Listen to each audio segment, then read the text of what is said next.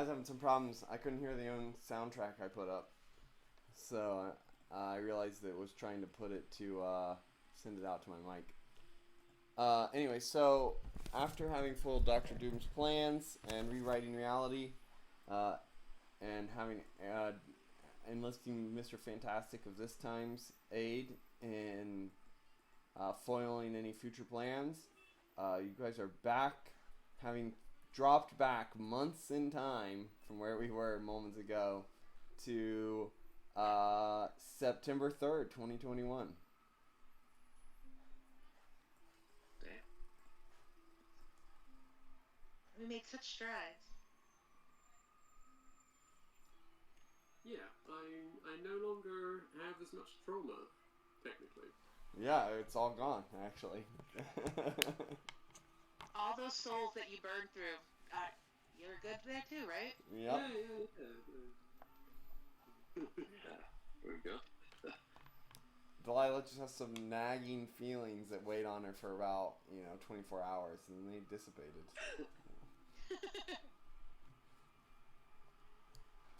A little retroactive guilt. So, Yeah.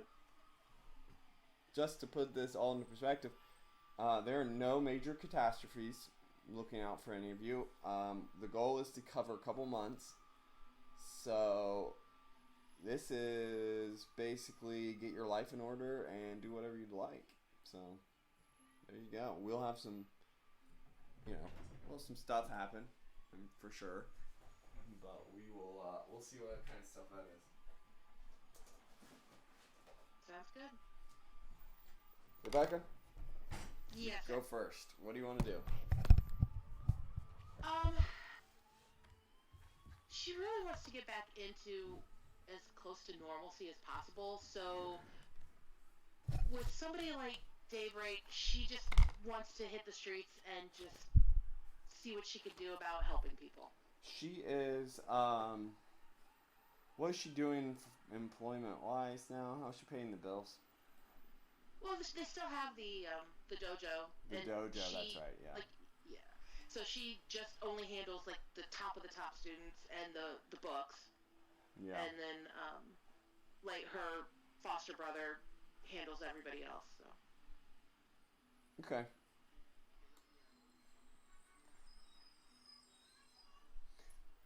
Okay. but for the most part, yeah, for the most part, she's just Hitting the streets, keeping up to date yeah. with what's going on in everybody's life.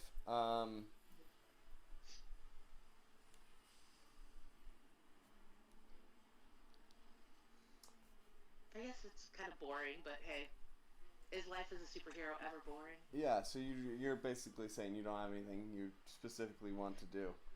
No, Um, there's yeah. I mean, you know what? Getting her name out there wouldn't necessarily be a bad thing. Maybe working on increasing her popularity. what's your popularity? Um, it is. Shoot, I can't find it. Oh, let me look it up. Hang on. I think it's like 20.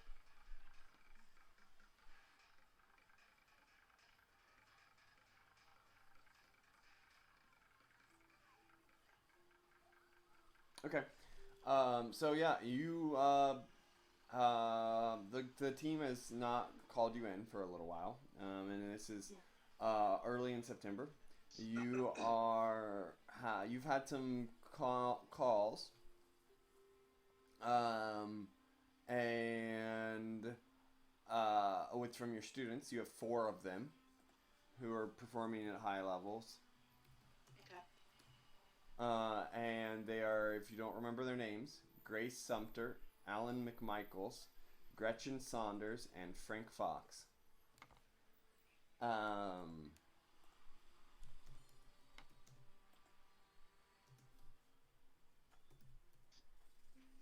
So are they're still kind of on the Olympic circuit, right? that is past. Okay. So since the Olympics have passed, we'll let's make this a.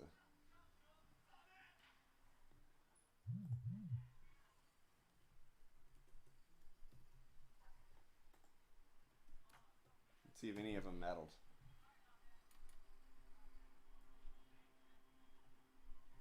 Hey, Speed. Howdy. Your your best student, Frank Fox, had a screw up right at the end, and got knocked out of meddling. Your second best student beat him out for the bronze, actually.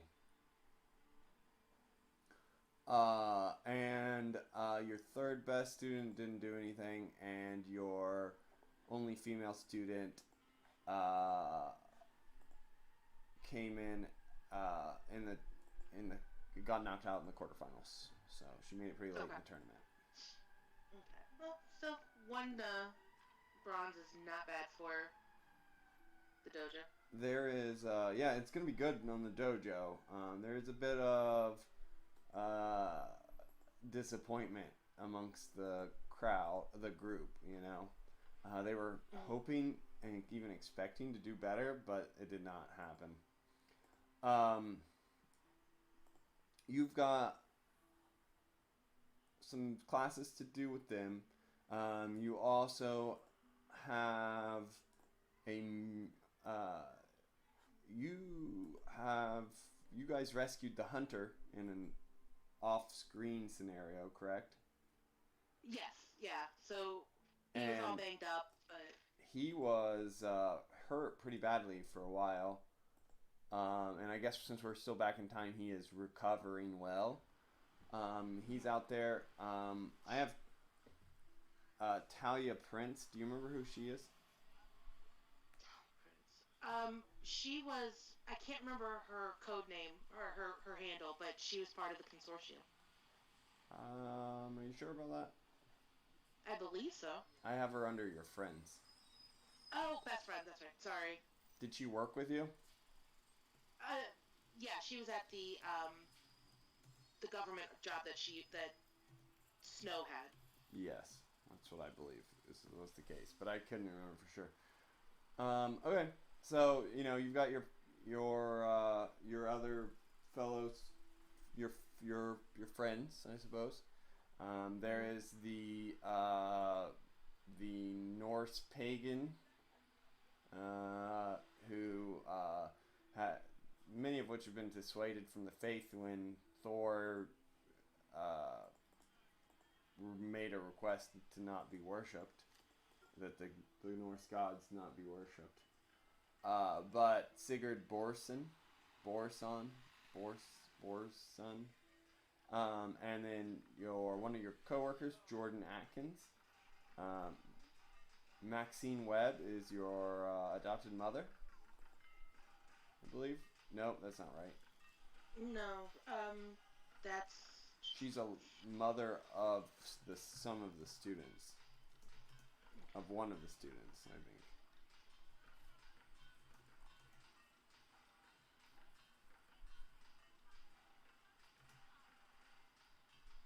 That name does not ring a bell. Yeah, she was a mother of a student. I don't remember.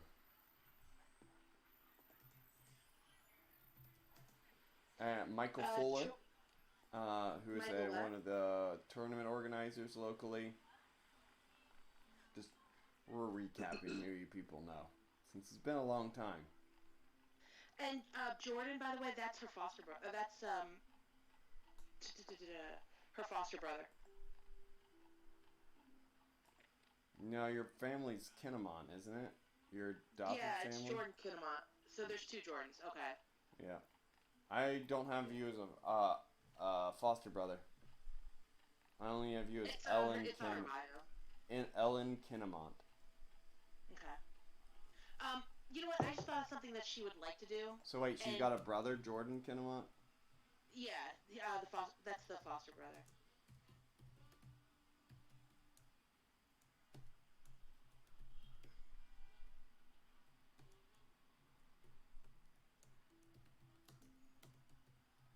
Okay. What was it you like to do? She wants to go get some intel on the consortium and see what they're doing. Because it's one of those things of after she left them, it was, in her mind, it was too easy for a group like that to just let one of their high-ranking operatives just leave, especially leave the way that she did.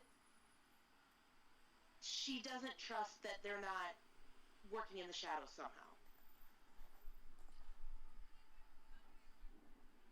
Okay. If that makes sense. They were primarily a Canadian group, right?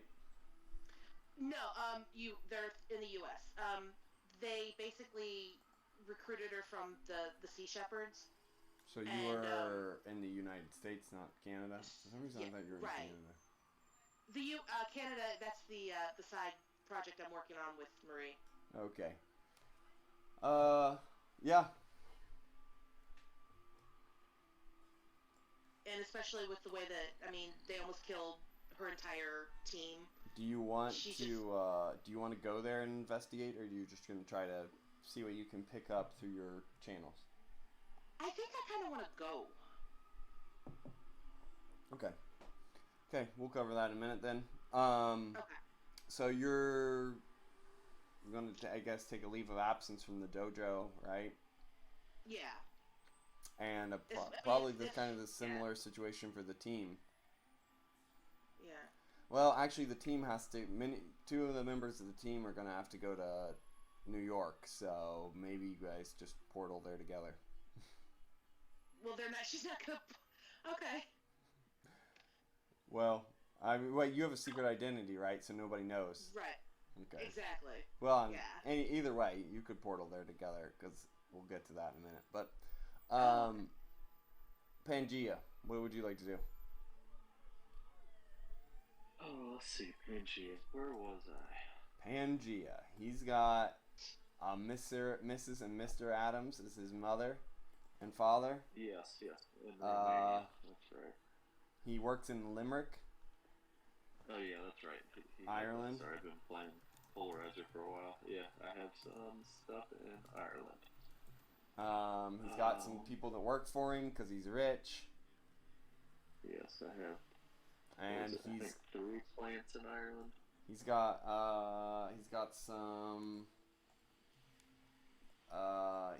some business or politician connections. Oh, yeah, that's right. They were asking me to, that's right.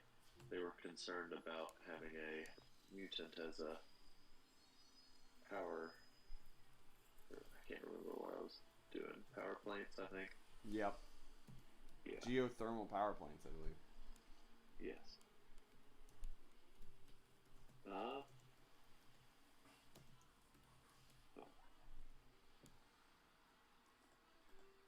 I guess I'm gonna start doing interviews to come up with the new pseudo head of my company.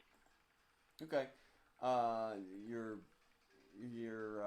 You'll be the president, and that other person can be the CEO, I guess, or one of those situations. Yeah, something like that. You speak to Mona Lowe, your head of PR, and she says, "Sir, I think we can arrange that for you. I have we've got a couple connections here in Ireland that we could look and see what we can pull up. I'm sure you'd like to be in on the interviews, though." Yes.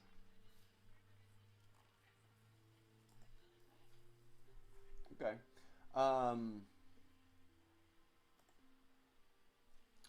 Oops. Anything else you'd like to do?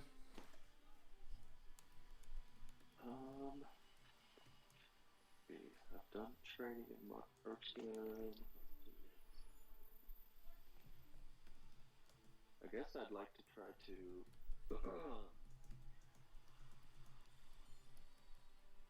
see about building my connections with the local superhero people, because I'm still kind of new.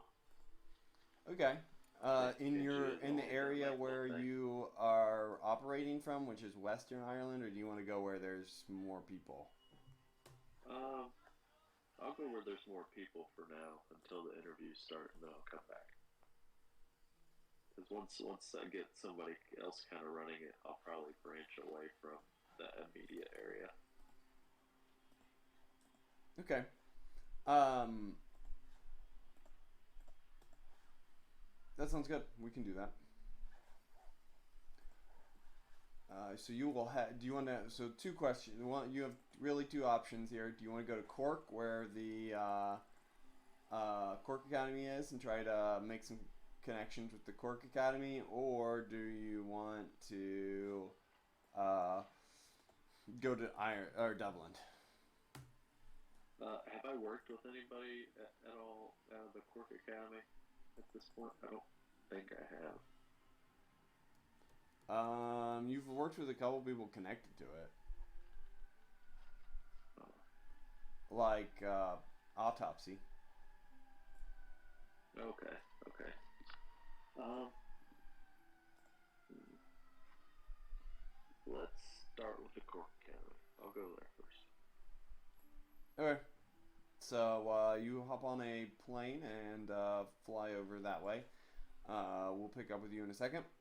Aaron, you are we're back in September, so the events of yesterday don't happen till March. Do you mean of Thursday? Yes, Thursday. That's correct. Sorry. Okay, so it's a long time until I get the cloak. Long time until we fight. What's his name? And Kalu. Doctor Strange dies. Yep. Okay. Well, I have 2,000 karma. Maybe I'll spend all that time studying a new spell that has been useful, but I could use at a higher rank. Okay. You want to get into some intensive studying, Delilah? That's fine. Yeah. Same. Delilah, as usual, is interested in learning more spells. I don't know how Aaron thinks about this. Just imagine this scene of her coming up and going, "Okay, Aaron, I'm ready to learn a new spell," and then Aaron probably remembering not too long ago in the alternate future where she goes, "If I cast a spell, I think I'll murder everybody." So I don't know how he feels about this tutelage at the moment. Yeah, I mean, I think we'll have to confront that at some time. I can't just not teach you. You're my apprentice, so he'll agree to it, but you're going to be under close watch. You are not an apprentice anymore, correct, Delilah? Yeah. Adept. So let me check that, but I believe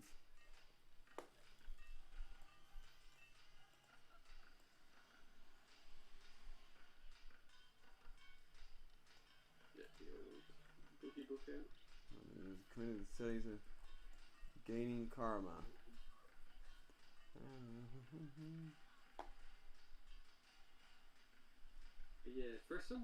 Yeah, she was going to probably spend her karma on gaining new stuff, but for some reason, some mysterious reason, all her karma is gone.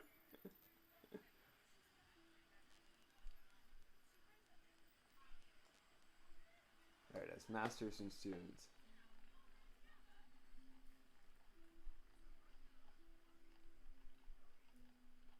If you guys want to spend the next couple weeks working together and him teaching you a spell,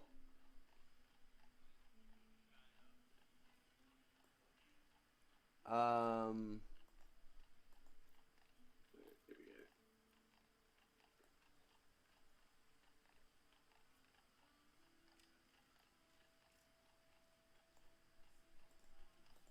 go. you can learn an additional spell from him. One of his spells, Aaron's spells. Yes. What spell would you like to teach, Delilah? Well, let me It will show take. you what I've got. I've got telekinesis and flight now.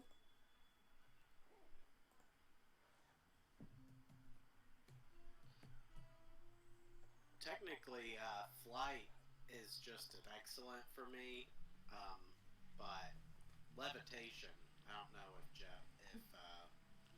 Jacob cares. We have not been. I keep forgetting to do flight correctly. We talked about this a little bit last time. It's that flight requires concentration, so you shouldn't actually be able to cast other spells while flying. Yeah. But levitation does not. Levitation moves at walking speed, though. Flight moves at flight speed. Probably Even levitation, amazing. Yeah? Yeah. No, it moves at the walking speed table. Oh, gotcha. So it's not very Yeah, fast, but also levitation can lift up. Your levitation spell can lift up to amazing weight too. Oh, right. Yeah, forgot multi-purpose and all that. Yep. So, yeah. which of those spells? Oh, hold on. Well, actually, that's a staff ability. Greater Shield Monstrous. So never I mean, yeah, levitation. Being able to stay in the air and not just drop out of it immediately would be good. Alright, so I guess we'll teach you levitation, Jacob. That'll take 4 weeks to learn it from a master.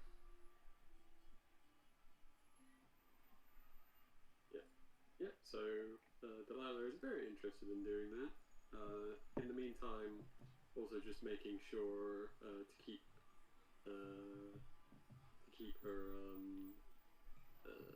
her niece company. Ira? Yeah.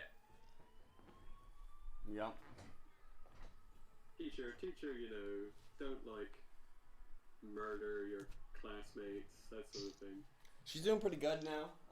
Yeah. I mean, you did give her that talk not that long ago. Yeah. She's a quick study.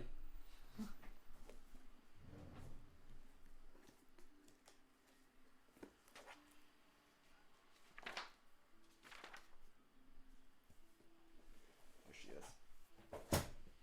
Okay, so Aaron and Delilah will begin their intensive 1 month of study. Where will that put you at the end of October, Delilah? Or at the beginning of October, in terms of the spells you're learning. And what about you, Aaron? Do you have any spells you're working on learning? Well, I only have enough for one new spell. You can also just learn spells from scrolls. Oh, okay. Does that cost karma still? Nope. Okay. The karma can get you the spell instantly. The scrolls take a real time. Oh, gotcha. Well, I guess I will work on Mesmer Mechanism. I'm assuming I can only do one at a time. Yes. How long does it take you, Delilah, to learn a spell? Let me check. Like 3 months or something? Something like that, yeah. So if I go studying for one, it'll probably take me a while. Actually, I might go for weather control unless you say no. No, you can. You can learn whatever. You've got a good library. You can probably pick up just about any basic spell. Level will be variable depending on the kind of spell, but most likely it will be whatever you'd like it to be. Or well, most likely it will be anything you would like is available. Okay. I'll double check. I wrote down a few useful spells last time. I'm not sure if I want to go with one of those or something different from the book. But yeah. Do I need to decide right now? Do I have a few minutes? You have a little bit. Just if you want to mark something down, whenever Delilah finishes learning whatever spell she's learning, you can just finish yours. Right? Okay. And then you just have to mark down that you're learning a new spell and when it'll be finished for the next one. Because if we do well, we might be able to get through 2. So, and then you guys, if you want to just chat between each other, directly, and then figure out what spells you're gonna learn, and how you guys are gonna spend your karma and everything, and then and that should be good to go. And then if you want to, you can just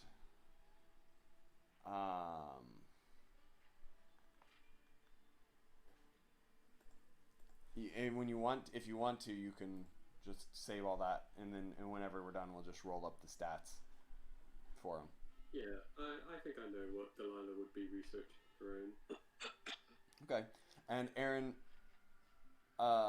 and James, Delilah, how long until she's done with her spell that she's been studying? Because she's had one in the. So she was already studying one, so she literally just finished. So this will be a new one. Oh, okay, so you're both on a new one then. Aaron, just mark it down. How long of a period do you have? For me? Yes. Where's the student bit again?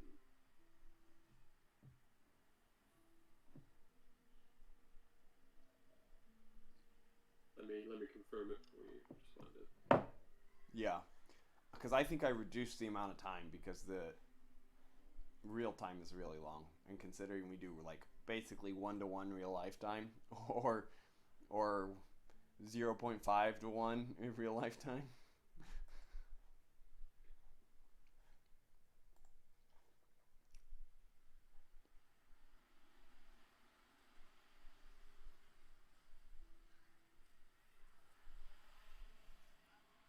I always forget where this is in the book. Oh, it's on page 45. I just thought you had a different amount. We'll just say that yours is both you guys are 3 months then. Okay.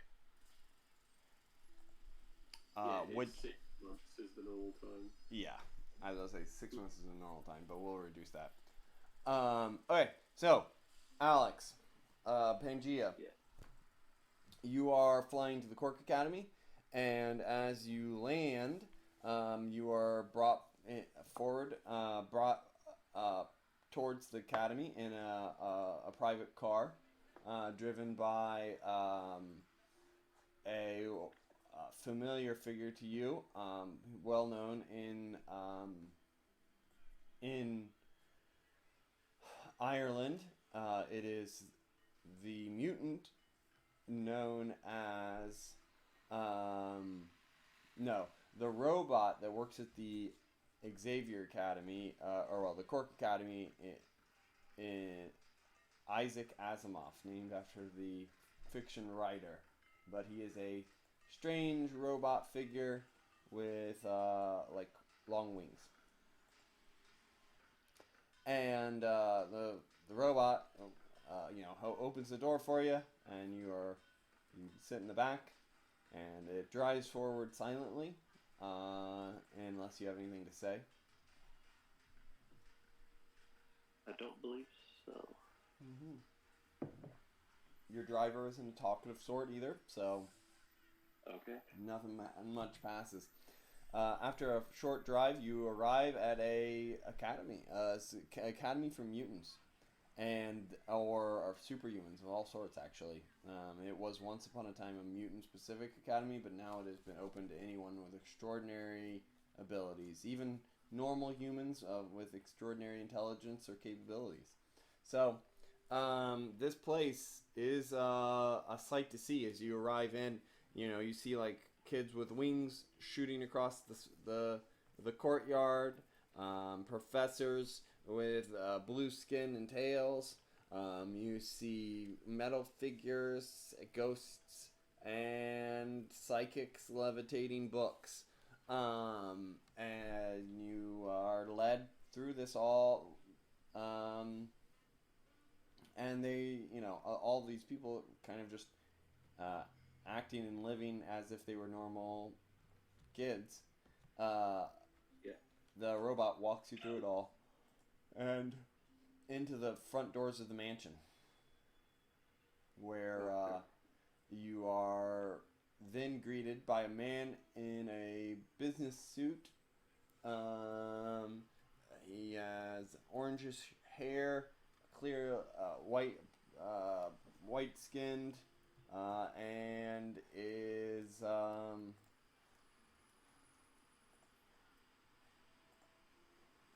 pretty well known to you as well, and well known to most people, as he is known as the superhero Banshee, or Sean Cassidy. He greets you and he says, "Hello. It's a pleasure to meet you. It's a pleasure to meet you." He shakes your hand. Thick Irish accent that I'm probably not going to try to do right now. And says, "What's your real name, Miss Pangea? Doesn't have a secret identity, right?" Correct. He's Arumian Adams. He kind of has like a. Because I guess he always he's looks like a millionaire Pangea. from all the. Yes, correct. So he says, "Mr. Adams, what can we do for you? I heard news that you are interested in coming to visit the school." Yes, I was hoping to try to come and I guess see what I could do to further my abilities. See if there's anything I can learn or to make better use of my skills. I'm working on kind of taking a back seat to my business and wanting to try to push more into this, I suppose, superhero realm. He kind of nods at you and he says, "Well, Mr. Adams, our headmaster and founder would probably like to talk to you too, but I fear that any classes we could offer you or would be too involved, would be too time consuming for a man such as yourself. I hear you're pretty busy with that team out on the Isle of Man. They're what are they called?" He asks you.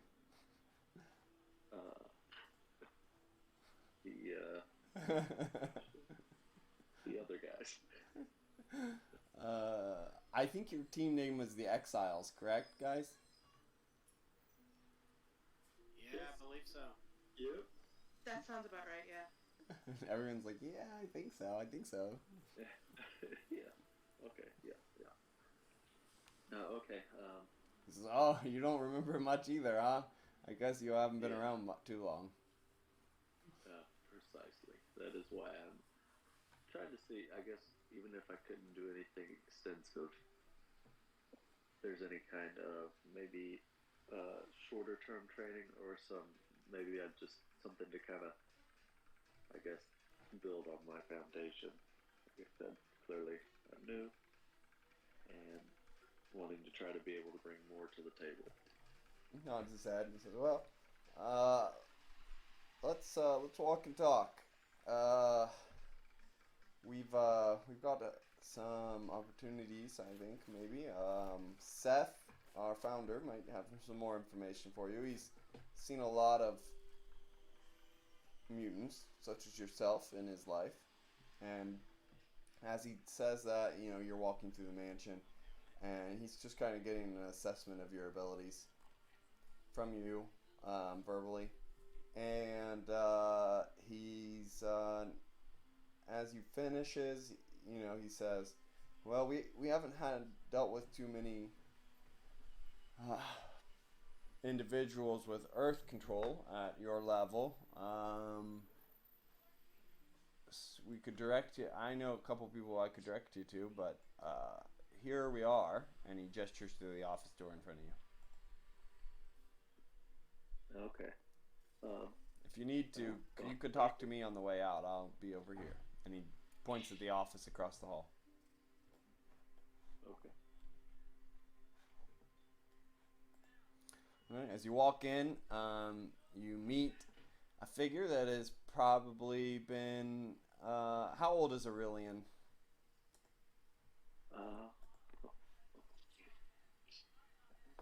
Been He is 27. So this guy's probably been well known to you for a while. Okay. And because he was a very early superhero figure, and he's a major entrepreneur and businessman and the Cork Academy educator and all these things. And you're meeting Seth, who really his activities took off in the early 2000s, like 2006, 2007. If you're 27,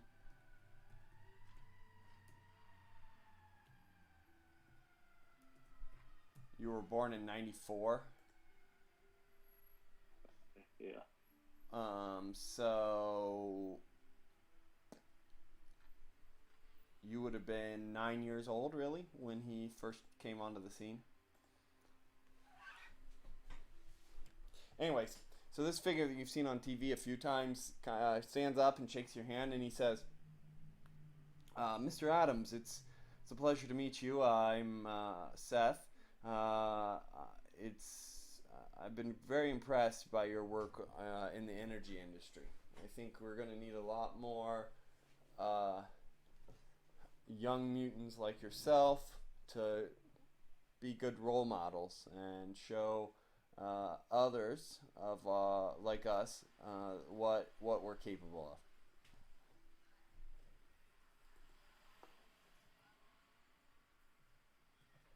Okay.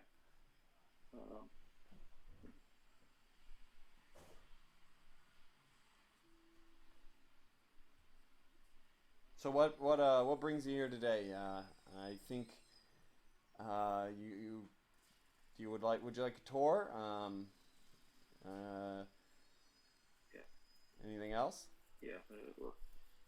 We could do a tour would be nice, and then I guess I just wanted to talk to try to see. I am, although not terribly young, pretty new to this whole putting my powers to use in a non-lucrative manner. So I guess I'm looking to try to, I guess, for help and direction, and I guess also trying to make some connections so that trouble should arise. Trying to make connections for help. We've come to the right place. Autopsy has mentioned your names a few times, and I think it's good for us to have met. I have an obviously vested interest in helping all members of the mutant community. So he gestures forward, and you guys take a walk. He listens to what you're trying to do, and he says, "Have you considered trying to expand your earth control abilities through stretching the capabilities of your power? For example, have you shown any ability to manipulate lava or magma?" Yes, I believe so.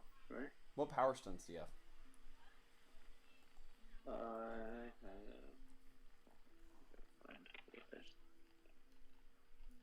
heat. I have heat, aura, geo force.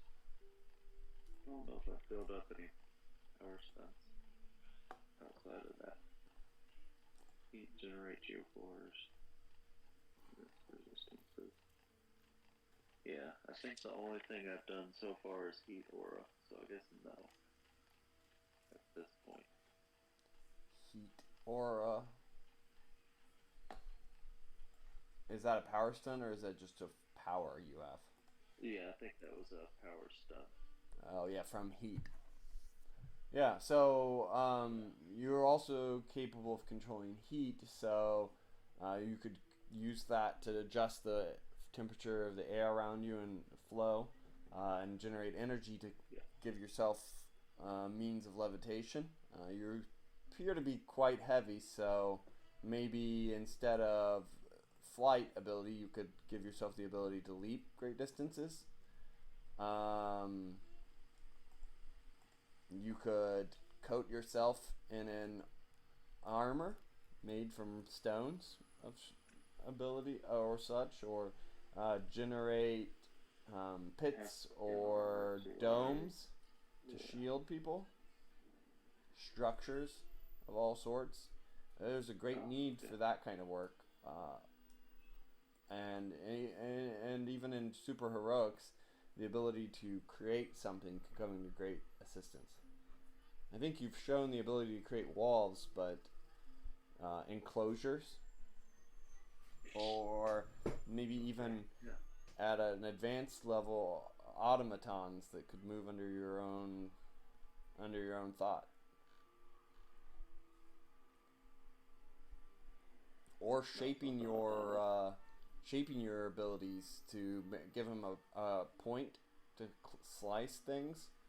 And since your abilities seem to be geoforce, and you could even use it in a ways to affect metallic objects.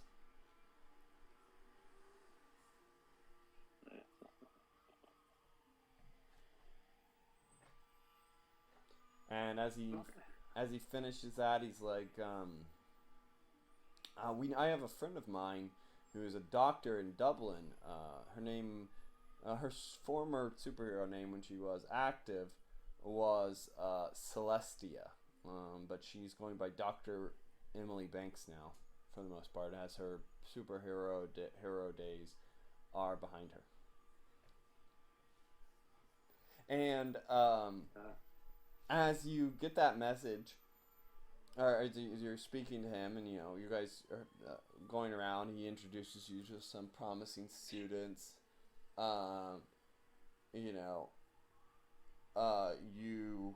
You meet some people from his business as well, and Mercury Industries, which he owns, offers to do some partnerships with you. And then you get a notice from Mona Lowe that within a week you'll have your first interview scheduled a week from now.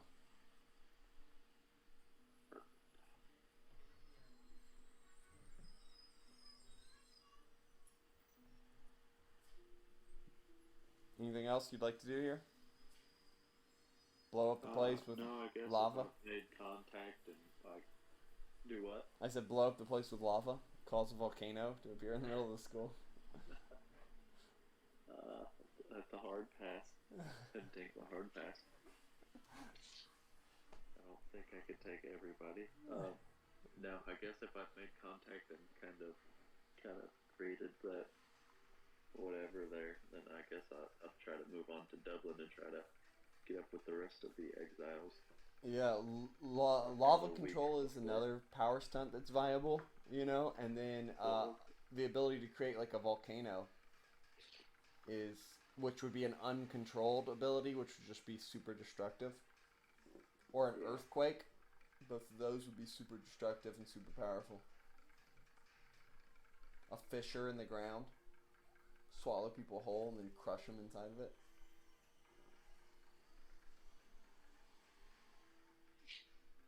They would be very dangerous to collateral damage, though, just to let you know.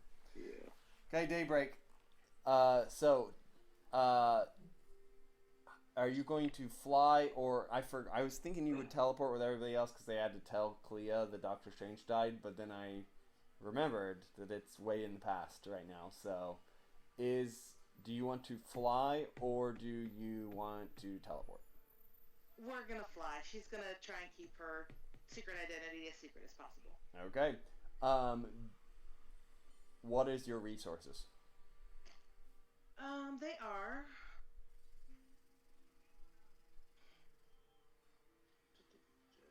Sorry. I think they're typical. Yeah, I think that's about right. Okay. Yeah, they're typical. You need to make a typical roll on against typical for your cash flow. See if you can afford to swing a plane ticket right now. hang on.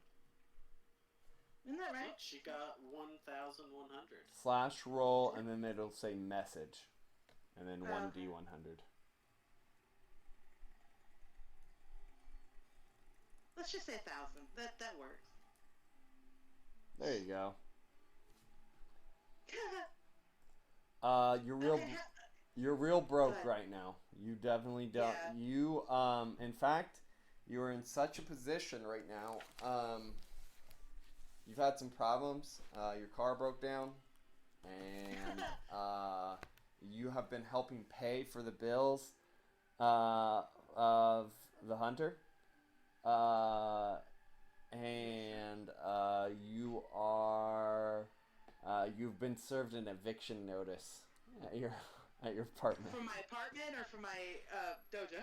For your apartment. Your dojo is owned by your parents. Great. Okay. I guess you know. All right. I'll tell the students are going to have to come up with I'm sure they have sponsors, especially if they're. I mean, especially the one that bronzed at the Olympics.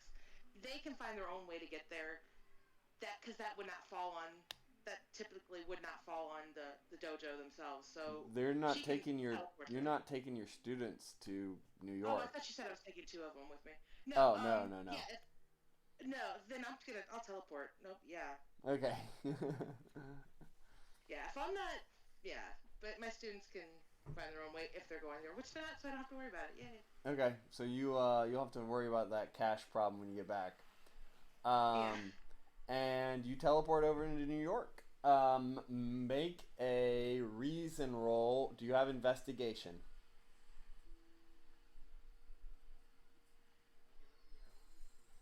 That's the talent. Yeah.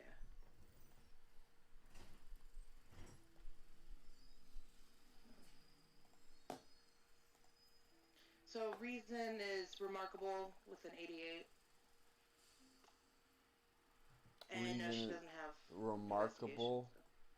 investigation, so- Okay, well, Okay. okay, so you don't have investigation, so you're -2 CS. So Okay. 88 on a good is a yellow.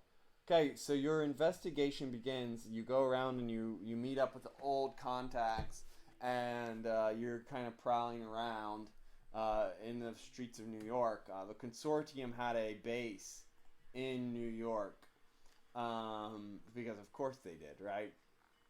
Mhm. And Yeah, they've got a few bases, but that's probably their main one.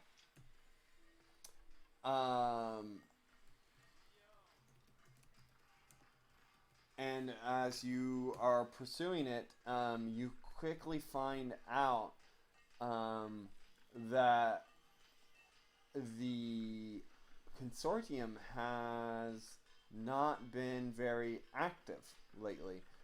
They were an organization that was sending people out on missions to do all sorts of things, but many of them were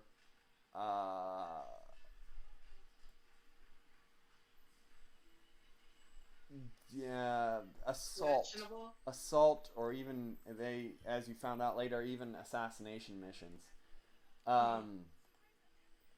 robberies, all sorts of things, and Right. and they had a certain um, they had a sort of modus operandi that they took, which was basically that they weren't noticed a lot.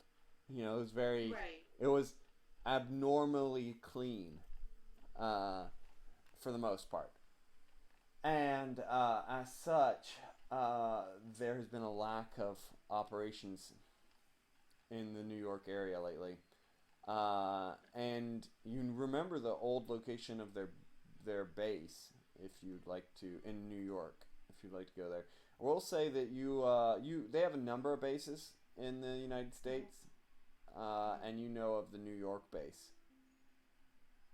Well, okay, that makes sense. I mean, she knows that they have others, but she doesn't necessarily know where they are. Yeah, they operated in like a sort of a cells, Right. So the New right. York, It's yeah, New from York. the way they. The Go New ahead. York group had contact with the higher up, and the higher up knew where other bases were, but the New York people didn't. Yeah, that makes perfect sense. Yeah, I'll go. I mean, I guess it's with as much disguise as she could, which for in her case really isn't much of one. Well, yeah, But, you yeah, you she'll- get like a wig and Yeah. put on a heavy coat and stuff, and flick your collar up and a hat, some sunglasses. Right. It's not bad, you know. And you make your way over to it, and it's a New York high-rise, brown, but an older one, kind of a brownstone. And you're walking through the city streets. Somebody honks their horns at you for walking too slow. As you're crossing through a sidewalk or a crosswalk, and you come up to the front doors, pushing them open. It's the bottom floor of a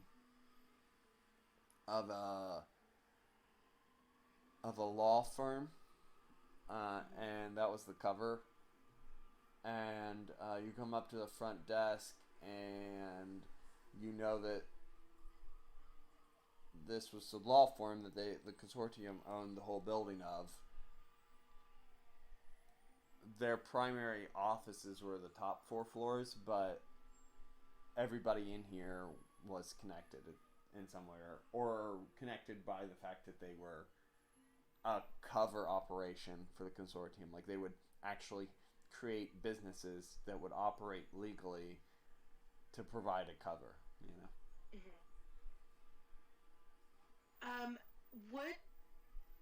Would you suppose they had some sort of just like code conversation type thing to get past the reception area to get to where she would normally go to do her real job?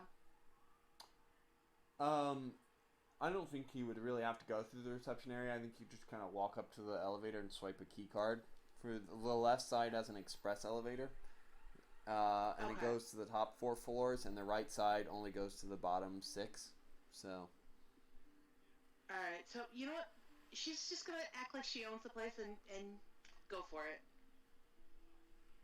I'm sure she still has her key card from before, so. yeah. Okay, you go over to it, and you walk right up to it. You swipe it with the key card, and shockingly, the elevator dings and opens. The receptionist looks over at you for a second, makes eye contact for a second, and then nods, and then looks back to the front. Alright, I'm heading up. Okay. There's some elevator Waiting for music. the elephant. Waiting for it to fill with gas or something.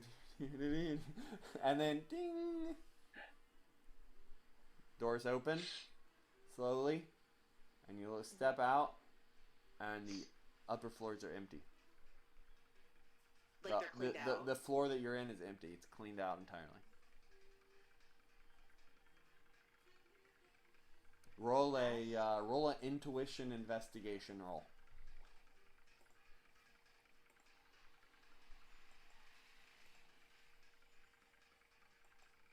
And her intuition is remarkable. This is not gonna work. It never does. 63. 63, So a it would be green. good. That's a green with the -2. So what happens? You start to look around, and you realize that it's been cleaned out, but there is signs of some sort of conflict, and you are kind of wondering what's going on.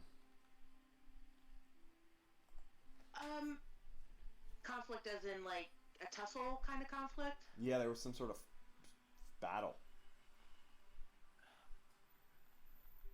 So now I'm wondering if my leaving spurred any of the people that were still in my team to start doing their own research. I know she originally had the 4 on her team. One of them is dead. The hunter is in London with her. Then there were the other 2, which I cannot remember their names for the life of me. But she didn't take them with her.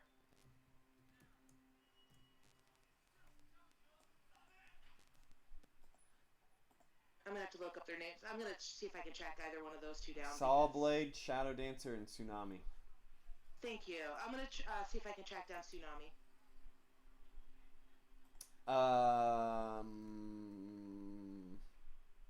Okay. So you, as you're doing this, kind of looking around the place, you make your way up to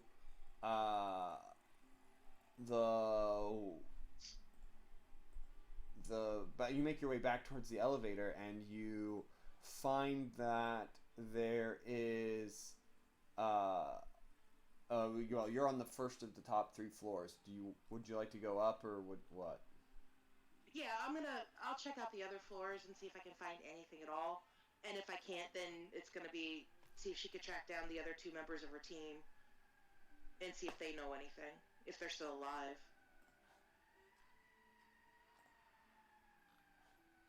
Okay. You press the button, the elevator pings, and the doors open, and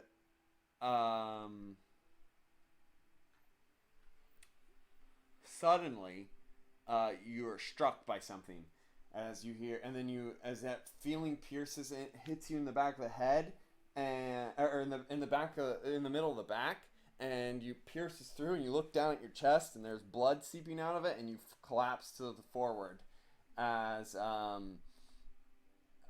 then you hear a bang, and you see a hole puncture through the other side of the elevator. Make an endurance roll.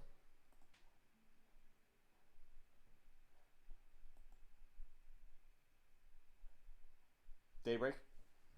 Yeah. Her endurance is remarkable. 64. Okay. You stumble forward and into the elevator, and you collapse against the ground of it. A 64 on remarkable. Disagree. You wanna you look down at your chest, and the blood is just pouring out a lot. And I don't know what Daybreak's thinking there, but your vision gets blurry, woozy, and you see off in the distance, far on the other side, a person you didn't notice when you first walked in, holding a gun of some sort, and he has a tiger or a lion's head draped over his shoulder, staring at you, and then you see him reach up, and he slides the slide back in place, and it's crystal clear for some reason. You can see a casing pop out, and then he goes and cocks another bullet, and he raises the gun up to aim at you again. Yeah, and at this point, you're dying right now. And well, at this point, her berserker's probably gonna kick in. I mean, wouldn't it? No. I mean, she just got shot for no reason, or for as far as she knows, for no reason, and she's dying. And wouldn't that be a natural instinct then? I don't think so. I mean, you can if you want to activate Berserker, you're fine, but you're at the endurance roll stage. You didn't make the endurance roll you needed, so you're at the beginning to lose endurance and then bite it stage. Okay. All right.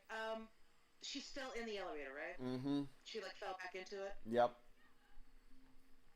I'm gonna see if I can get down to the bottom floor. All right. Make a strength roll. This is just as you try to pull yourself forward as you see this happening. You walk over and you try to swipe your key card and push the elevator buttons. That's a 73. Yeah, unremarkable. In a Herculean effort, it's maybe the hardest thing you've ever done. You pull yourself forward and you reach up and you smack the key card against the thing and swipe your hands, the bloody handprint down the butt onto the first floor button. And as that is happening, you kind of look, you're holding that hole in your chest with your hand, and that's why the blood is all over the wall now. And then you hear the elevator going ding, ding, ding. You've got about 10 seconds till you hit the first floor. I'm going to start counting the rounds. You're remarkable, right? What do you want to do? I mean, there's not much she can do except hope she makes it to the bottom in time. She can't stop it at all. Yeah. I mean, you have a couple seconds on the elevator if there's something you'd like to do. Pray. No, she's just gonna try and focus on stopping the blood as much as possible. Okay. You kind of rip something up and try to bandage yourself up. You're not sure how you're staying conscious at this point in time. But you know that if you pass out, it's over. Okay. And I guess she could try to call 911. yeah. So why don't we do that? That would actually be smart-ish. Okay. You make a call to 911. What are you gonna say? I guess. Let's hear this. I've been shot and where I'm at. Okay. They're like, oh, we're on our way immediately. We'll have somebody there in a few moments. Stay awake and stay with me. Stay on the line. Do I know this guy? You do not. Is it somebody that I've worked with, or Nope. I mean, You've never seen him before. And then there is a ding as the elevator door springs open, and at the bottom of in the lobby, you see standing in front of you the kind of gas mask wearing figures of the consortium goons. You know, the low ranking expendable peons that they send out on missions, standing in there with their laser rifles aimed at the elevator.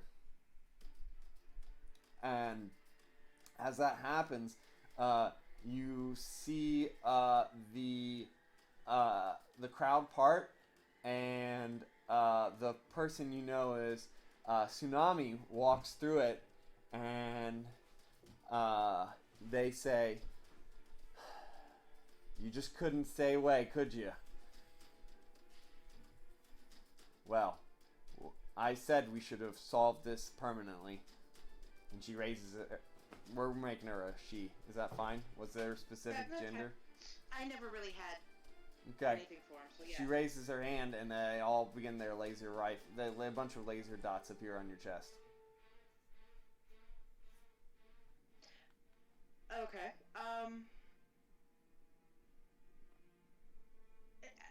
Tsunami, we were on a team. We were friends. What's wrong with you? She shakes her head. She's like, "You thought we were friends? You are a traitor. I was a member of the consortium. I joined there knowing exactly what I was getting into. And you, it's like some naive little girl, thought you could make the world better without getting your hands dirty. Some of them wanted to let you go, but, well, if you're gonna come back, come right into our hands. What are we supposed to do?" Accept me with open arms. There's a laugh at that, and the laser rifles level. I demand that you take me to Nicodemus, who, by the way, is her handler. She says Nicodemus has been replaced, and then the lasers light up, and they begin to fire at you. What do you want to do? Okay. Berserk. You will get taken out even if you berserk. You know that right now, right? Yeah, but then she'd still get at least 74 more hit points to try and hopefully live. You're the 0 hit points right now. You got surprised attack and got a kill result from somebody raising their result to a red. Oh, great. With a super rifle. Well, there's not really much she can do at this point. Okay. So, as the as the laser rifles begin to fire, you kind of glare. Try to dodge them. You glare at her for a second, and then you roll over to the side at the last second. Make an agility roll.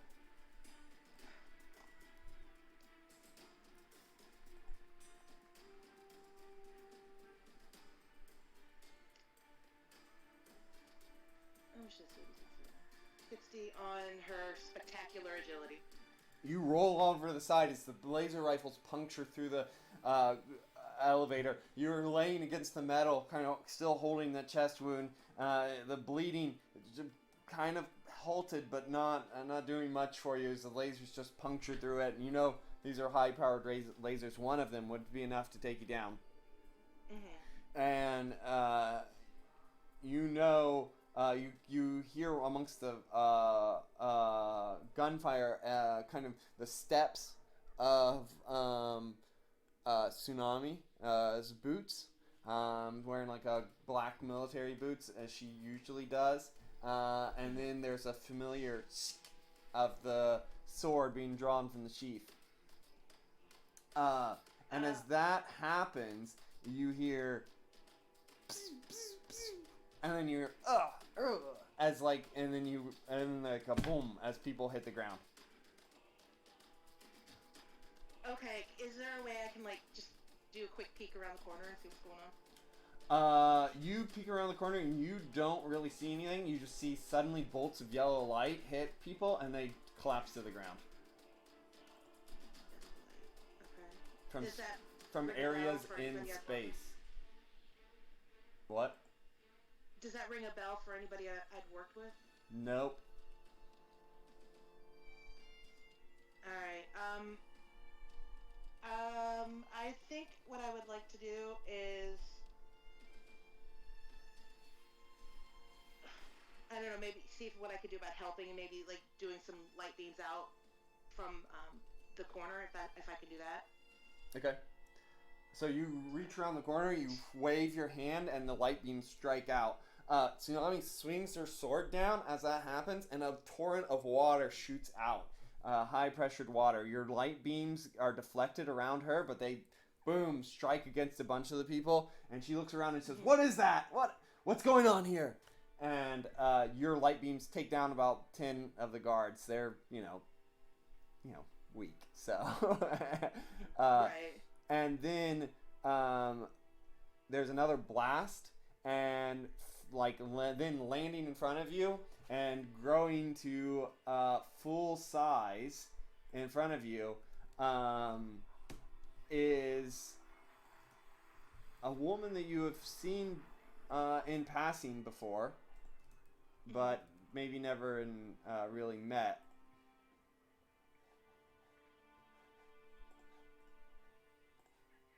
Here's a picture. Passing from. News articles and stuff. And though it's the Wasp, and she lands in front of you, she says, now, gentlemen and ladies, don't you know this is not the sort of welcome guests in New York should be getting?" And then she like drops back down and shrinks down as the gunfire fires at her.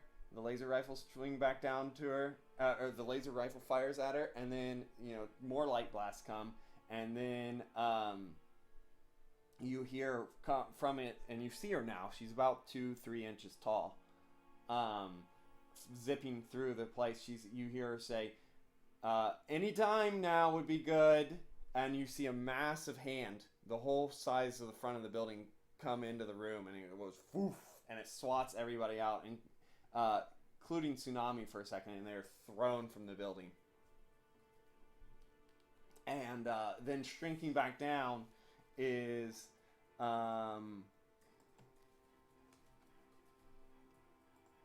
figure you've also seen before. Ant-Man? Yeah, Giant Man, Ant-Man. Giant Man.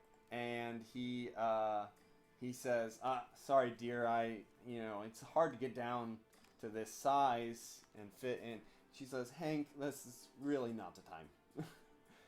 And at that, he looks over at you and he says, "Oh God, you're. Let me take a look." And he rushes over to you. Okay. I know them as like heroes, though, right? Oh, I yeah. mean, it's not like These I are don't two know who they members are. of the Avengers. And they come over to you, and he pulls out some devices and hooks them up to you, and immediately the bleeding comes to an end, and you're feeling very tired.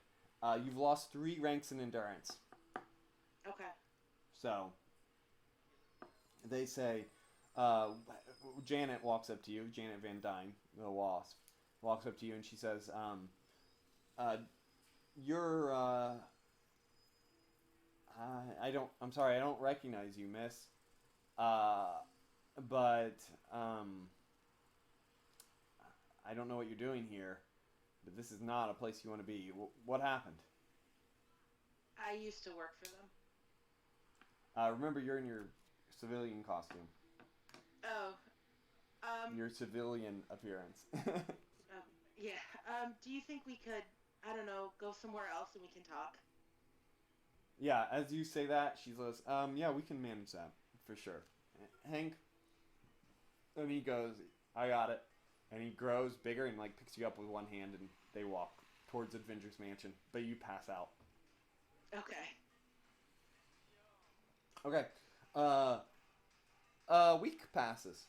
And Pangea, you are about to go into those interviews, and Mona has briefed you. She's got 6 viable candidates here. She's personally favoring the 4th candidate, as she thinks he will be in line with your goals. She's not so sure about the first 2. So, Got it. you are, but she just kind of directs you to your head of human resources to get some more information on them.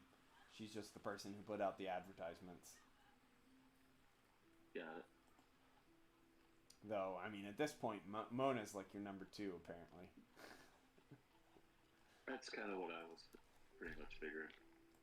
So, your head of the engineering department reports to you that the 3rd, Zachary Hackett, reports to you that your 3rd business is coming on the line well, and you're now providing 35% of Ireland's energy needs, which is substantial at this point, considering everything.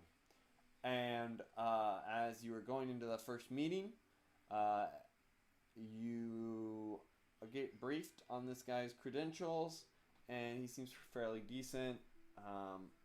We will... there is a little bit of a weird feeling to it. He seems like he wants to he wants to be in charge more than in name only. Gotcha. But he is, his name is, he's a Irish man named Kierb Hall. Kierb?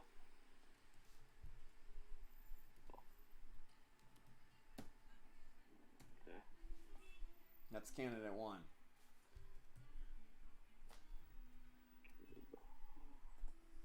Okay.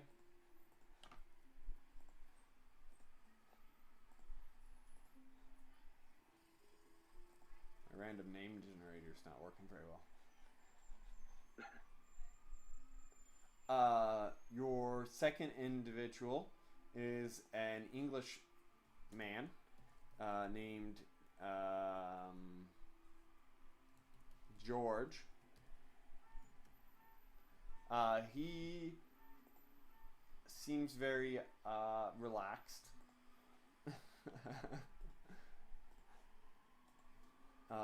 And you've got a couple. The 3rd guy is very forgettable. The 4th guy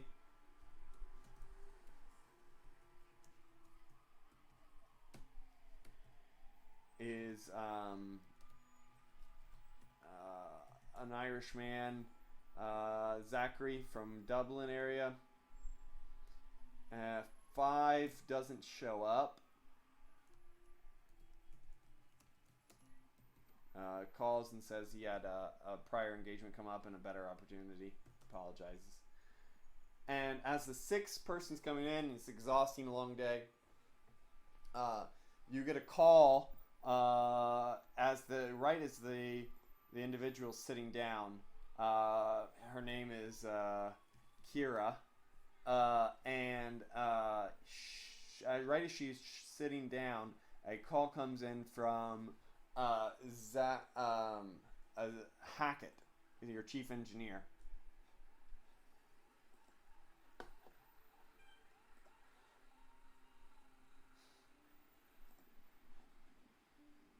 Are you going to take it, or do you want to skip? Yes.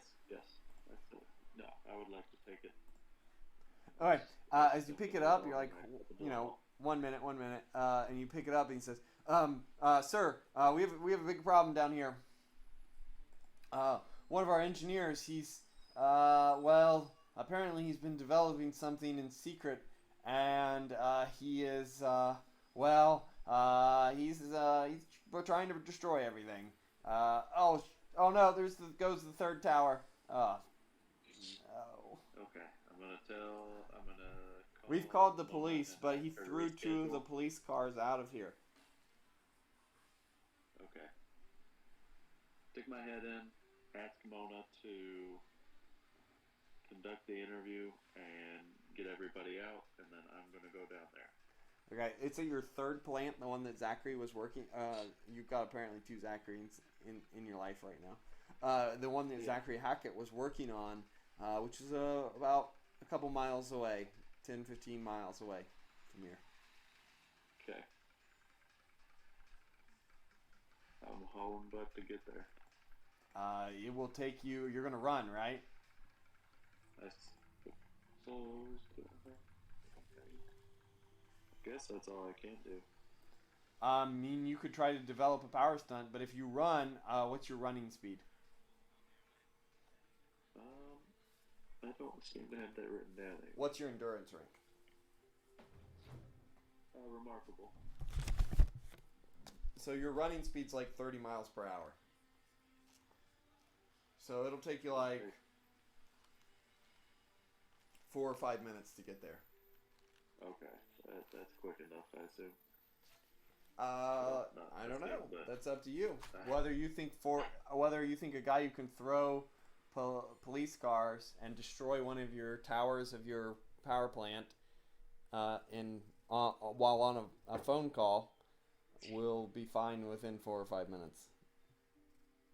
I just don't know if I can get there. Like what I can do to get there faster. You have a flashback to that conversation you had with. Oh yeah. Okay, I'll try to do like the leaps and bounds. Okay. Great distance type power stunt, I guess. Okay. So you can put that under either like geoforce and like jettison yourself like a catapult by rock, like shooting a rock out from under you, or you could like make it like a heat thing, I guess, somehow. Rock power. Yeah, I'll do like earth jettison. Okay, roll a geoforce roll.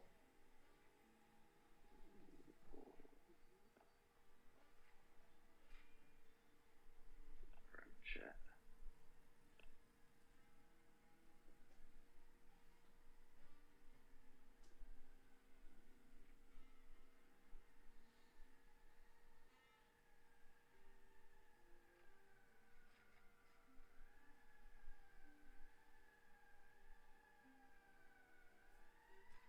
Okay. To get it to work for your first 2 times, you have to get a red. And the next 3 times you need a yellow, and then the last 5 times you need a green. And then after you've got 10 checks in it, then it's automatic. So if you want this to work, you have to spend 50 karma.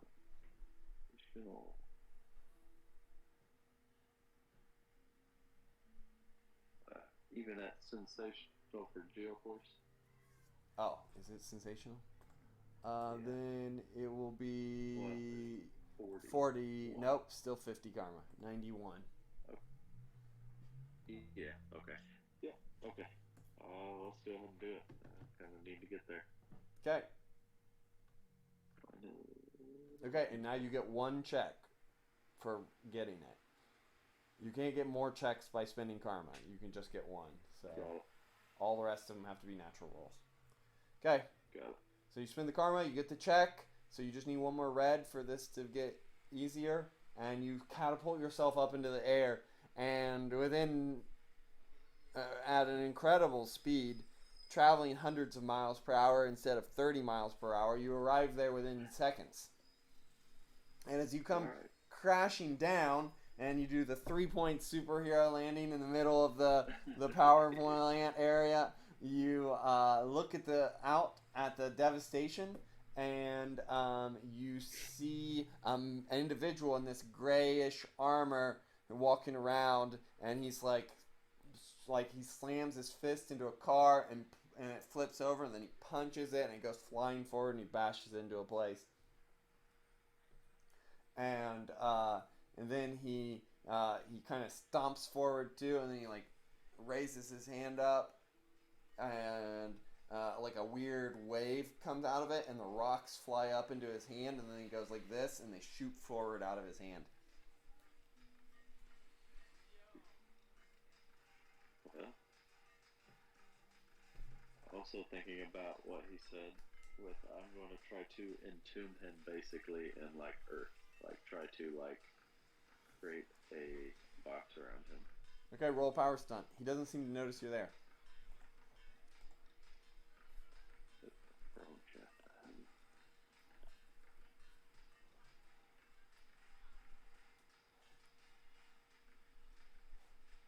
No. Did not happen. Yep. Do you want to spend 80 karma on it? What do I even have total left? I'm gonna say no. Okay.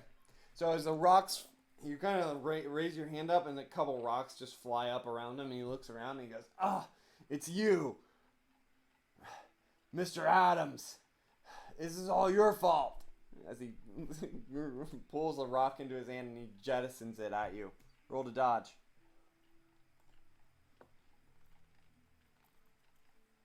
I was gonna see if I could throw up my heat aura. Yeah, it's an automatic power stunt, so you can just turn it on whenever you want. Oh, whoops. Yeah, just click on that combat music again.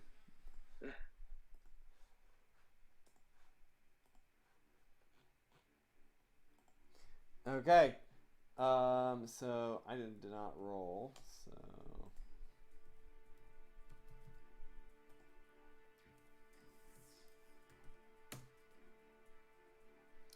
the rock flies at you with a tremendous amount of force, but it is a bad shot, and it flies way over your head. Despite your not moving to get out of the way. And he comes stomping at you. He's not very fast, but he seems to be a man in some sort of very large robotic suit. And he looks at you and he says, Mr. Adams, I built this suit to prove that I could do it, that we didn't need a mutant like you to run this place. And I did. And you know what they said? They said it was a waste of time, that you could do the job better than me. Oh, the irony.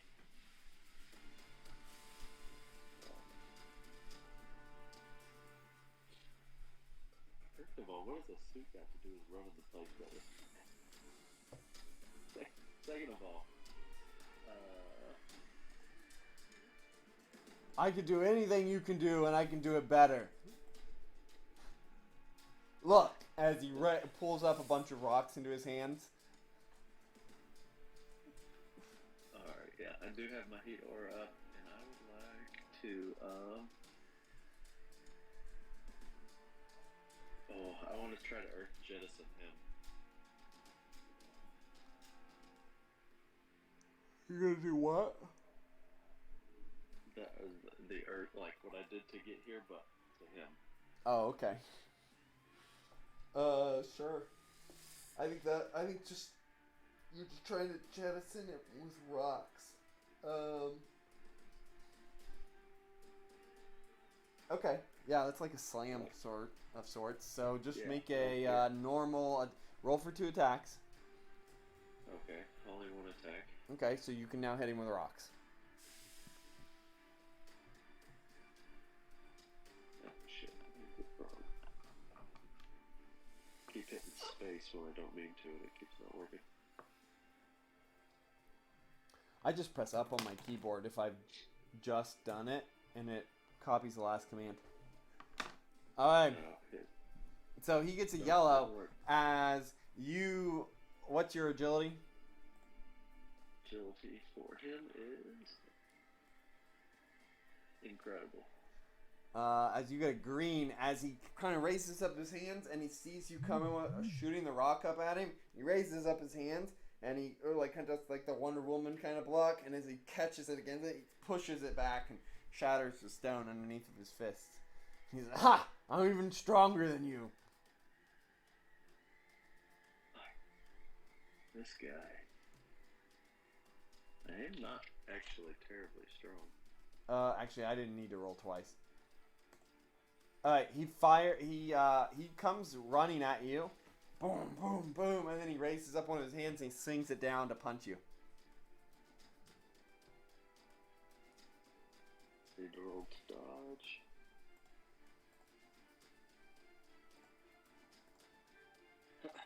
Fighting. Incredible. Okay, he gets a green, you got a yellow. So as he swings that uppercut down at you, you kind of just take one of your hands and you grab the side of his arms and push it off to the side as he smashes into the ground. It causes a little sinkhole behind you, and you just kind of walk past him. Clearly the much superior hand-to-hand combatant. Good for something.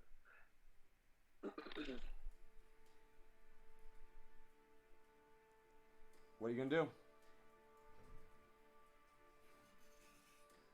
Oh, sorry.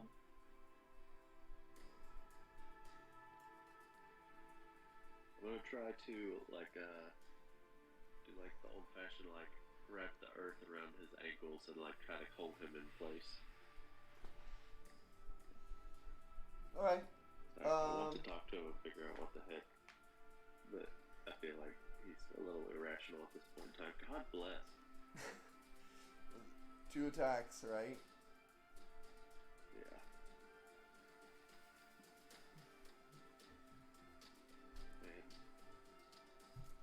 Man. Let's see. You're just gonna wrap him up in rock, his legs. Yeah, like just his. So I guess you don't even have to roll really. He just has to make a opposed roll to break free from it. Which he got, I believe, what he needed. So as the thing grabs up around his legs, he kicks really hard and he breaks the stones out from underneath of him. He seems to be quite strong. Are you really smart? Are you smart?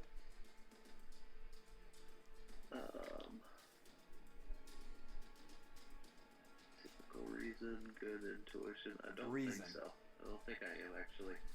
Okay. Yeah, this guy's not particularly smart. Okay. You're watching this go on and you're trying to find some weaknesses. You can tell it's some sort of mechanical suit giving him all of his abilities, but you don't identify anything easily. You need your engineer to tell you how his suit's working. Yeah. You pay a guy to do that. Yeah. Kind of stuff. Okay. This is why I wanted to go to school to learn good. He swings at you. I don't know why I rolled twice. He doesn't have 2 attacks.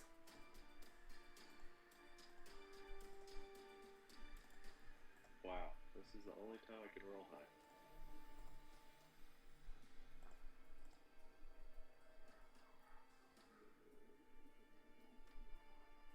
I have good reflexes, apparently. So as he swings at your incredible fighter, do you have anything that raises that? I don't think so. I just have a bunch of resistances and like my heat aura. Oh, I do have ricochet. I don't know. Is that only No. for like projectiles? Yeah, that's like bounce stuff off. So as he swings at you, he gets a yellow, you get a yellow. So he swings, and the punch comes straight at your chest, and you hold up your hands to catch the punch, and it slides you backwards, dealing 25 points of damage minus any armor. It's a bludgeoning attack, so your body armor's fine. I think you take nothing, right? I'm trying to find. I don't see where I wrote that down for my body armor. Yeah, my skin armor. Oh, let's see. 10 versus physical. 20 to touch. No, that's your heat aura.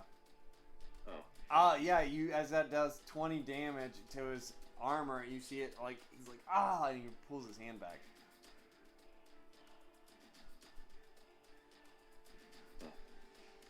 But you have Okay, so armor it's skin not incredible 40, so you take nothing. There. Oh, there it is.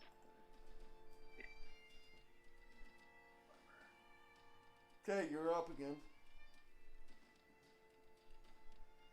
Apparently the only way I can damage him is my heat aura, so I'm gonna go and just try to grapple him. You could blast him with heat rays, too. Yeah, I'm gonna try that. Or you could grapple him, I mean, but he seems way stronger than you. Yeah, that's what I was just thinking. Like, my strength's only good, I think. Yeah, as he holds his hand, he's like, what's going on? You're not just some sort of rock monster? Nope. Rude. Yeah. Okay, is that He was neat. Kinda. That was, I guess, 68 on incredible? That is 2 attacks. 4. I'm doing heat roars, I guess. You're gonna heat ray him? Just heat Yeah. blasts? Okay. Yeah. Agility roll. 34. Okay, he, as I said before, he's not particularly fast. That's a 72, though. So he gets a green. You get a, what's your agility? Incredible. 34. So you get a green. So he takes the blast. He stumbles back and he's like, as he holds it down. He's like, as he seems to be in a lot of pain as the heat just seems to have ripped into him. His armor doesn't really protect him that well, it seems, from energy. Yeah. Okay. Second attack.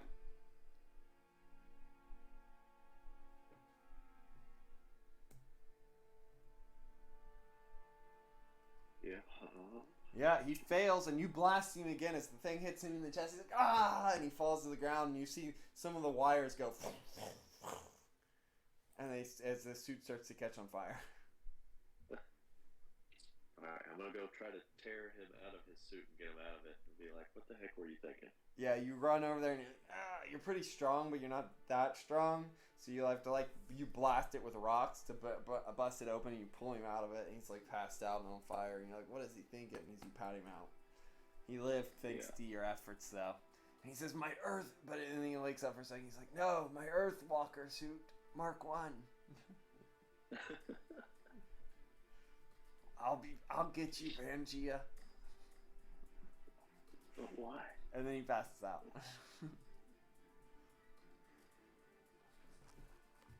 Alright, so, Prison this guy. yeah, you send him to, the cops show up, more of them show up, and they take him to prison. Oh, and this place is semi-destroyed. Yeah, it's been pretty good damage. It's set back by at least a month. Well, that's a new task for the new guy. The real test of what they're made of. Mona says Kira interviewed well. She thinks her and the Human Resources Department woman thinks it should go to her or Zachary. Holy. But you can overrule them. Well, no, the one guy, I don't want somebody that's gonna be a little bit power hungry. The George guy seemed relaxed.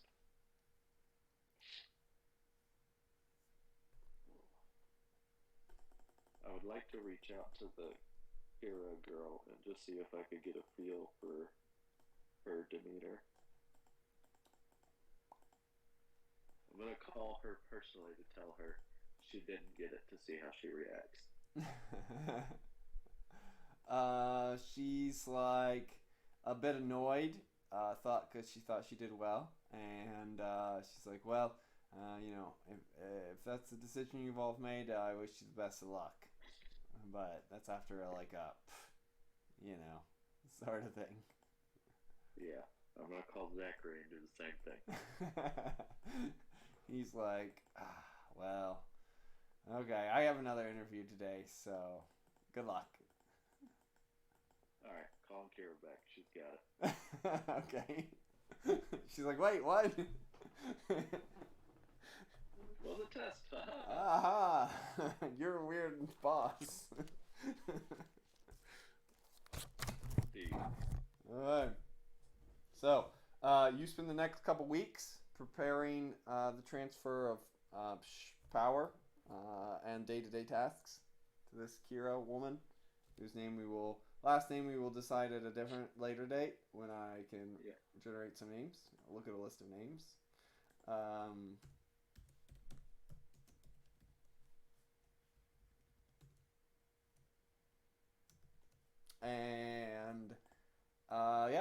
That's the next couple weeks. Daybreak, you take a couple days to recover, and then you actually, it takes you a while to recover. It takes you like a week and a half to recover from this because the bullet punctured all the way through your chest and out the backside, and you were almost dead. So, almost dead. It only takes a week and a half to get better. I mean, I must be slipping. Yeah, with the Avengers machines. So, yeah. And then you're able to talk to everybody. And Giant Man and Wasp tell them that they had heard the announcement over the loudspeaker and they were here in the city, so and they had an investigation on what they believed to be a consortium base. So they figured they would go investigate. And they have reports that suggest that you might be one of their employees. So they wanted to ask you some questions. They're going to question you when you're feeling better. They can question me whenever they want. It's my life's an open book. So you reveal everything to them that they need to know? Yeah. Including your superhero identity? Do I have to tell them that? Otherwise, the whole thing wouldn't make a lot of sense.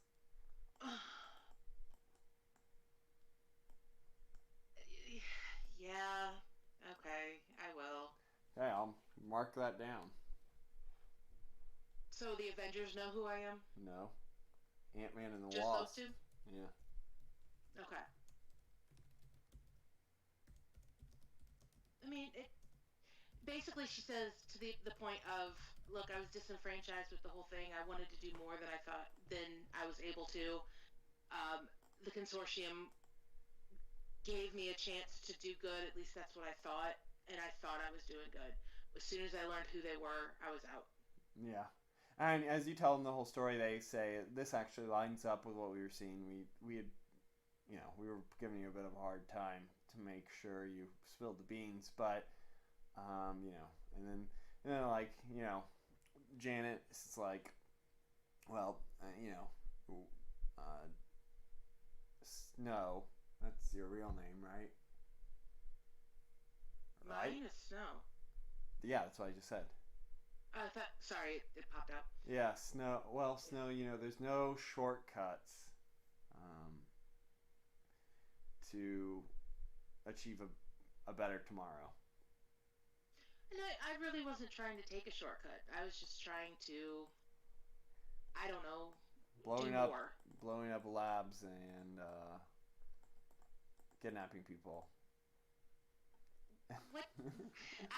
I didn't think I was kidnapping people. I thought, like, with my work with Excalibur, it's you go and you stop the bad guy, you take them back to base, and they handle it. I didn't know I was kidnapping anybody. I thought I was taking him to the authorities. they you know they talk to you a bit. They are Yeah. understanding, and will be no further repercussions. They're not gonna arrest you for your past connections. Like they Yeah. probably could. Um, So how could I help you now? they they say, well, we're gonna keep looking into this. Well, from today, it seems like they intend to kill you if you come around again. I think for your interest, it would be for the best that you don't show up again.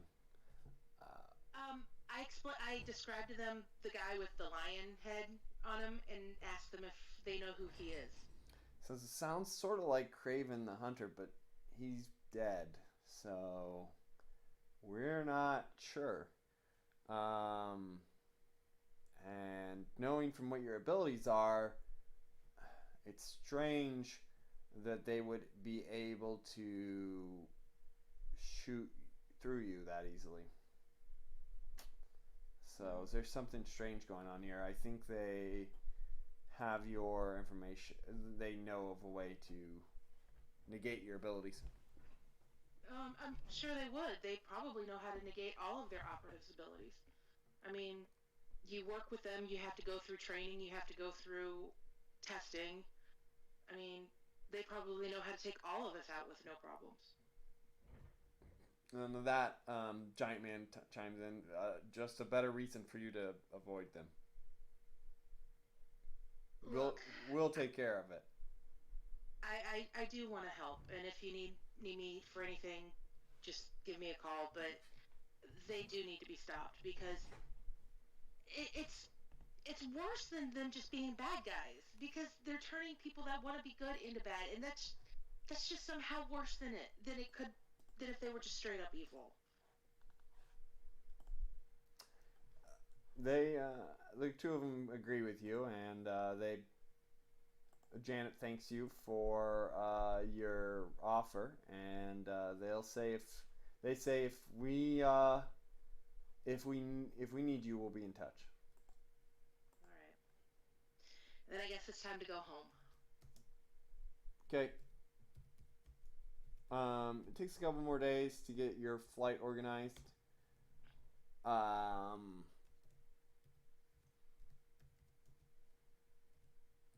and you fly back. You've Okay. got a lot of paperwork to do um, at the dojo, and the next couple weeks pass by quickly. So, magicians, what spells have you learned at the end of September?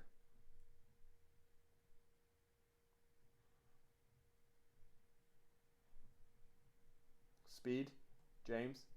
Oh, sorry, that was for me. What was your question? Magicians, what spells have you learned at the end of September? So I have decided for air control. Is that the karma spell? Uh, I mean, if the appropriate time frame is passed, no. Honestly, with the time frame spells, I might choose to try and get like martial arts A or C or something, whichever one helps with fighting. Or Martial not arts getting B. punched. Martial arts B. So, so you could do that one. It'll be 1 month. You'll have 1 month of three done, and then you will have karma spell, or you could use that on a karma, and then you could be learning air control, and that'll be done in November, end of November. Yeah, I'm fine with that. Okay, so you can spend the karma. You could have been in there training up, doing some sandbag workouts, in the exiles base, speed bag. Yeah. Dun, dun, dun.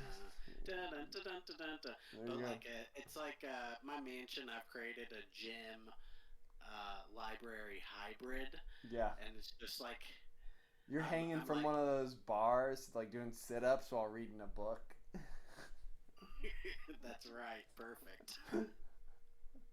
In full armor, of course.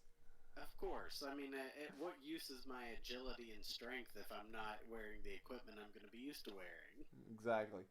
So, James, what about you? So I was So I was doing levitation under Aaron, and Okay. for my personal one I was learning is shield great. Okay, awesome. So that'll be, since you just started it, it'll be done in 3 months. So that'll be end of November. And then, so you've got your the one from Aaron completed. Okay. And that one will come in. Make a psyche roll. No, you know what? Make a reason roll.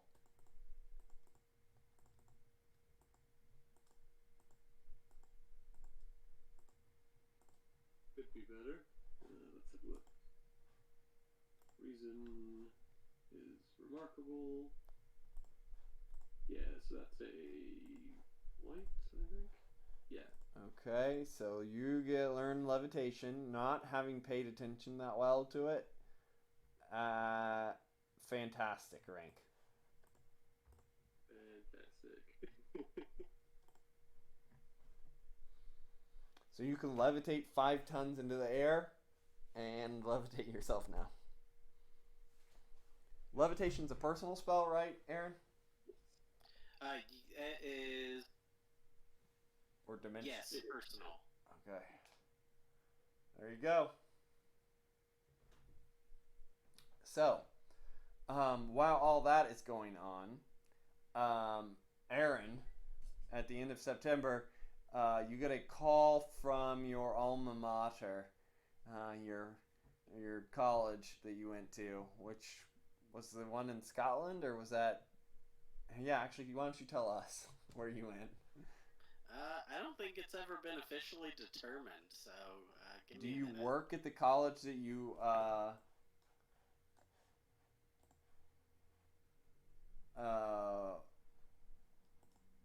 at the college that you Graduated from? graduated from? Probably not. That seems pretty unusual for someone to do that. It happens. Yeah. We'll say no. Okay, but you're attached to we'll go with the University of Glasgow. That sounds good. Let me write that down.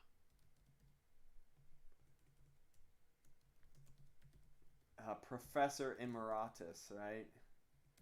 Emeritus? I think it's Emeritus. At University of Glasgow.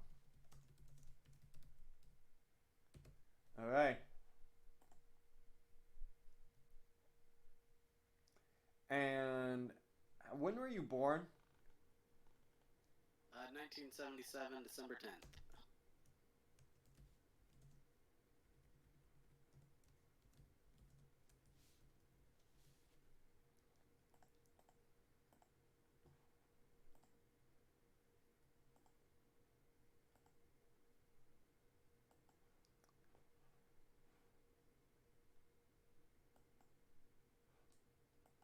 Okay, so you've got a call from one of the members of the archaeological department at your at your university.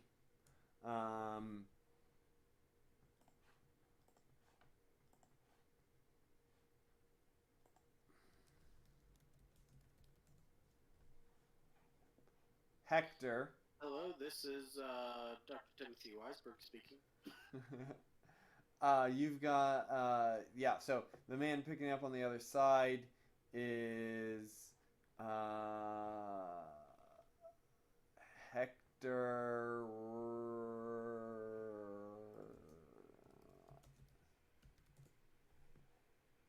Hector Brown. Hector Brown. Dr. Hector Brown. He says, Dr. Weisberg, this is Dr. Brown of the archaeological department. How are you doing today? Just fine. Just doing some studying. How can I help you? As you say that, you see Ira run around. She's like, look, and she like has one of her arms shifted into a demon form, and she has a bunch of souls burst from the hand, and they start to tap dance. Who is doing this again? Ira. Ira. I don't know what to say to that.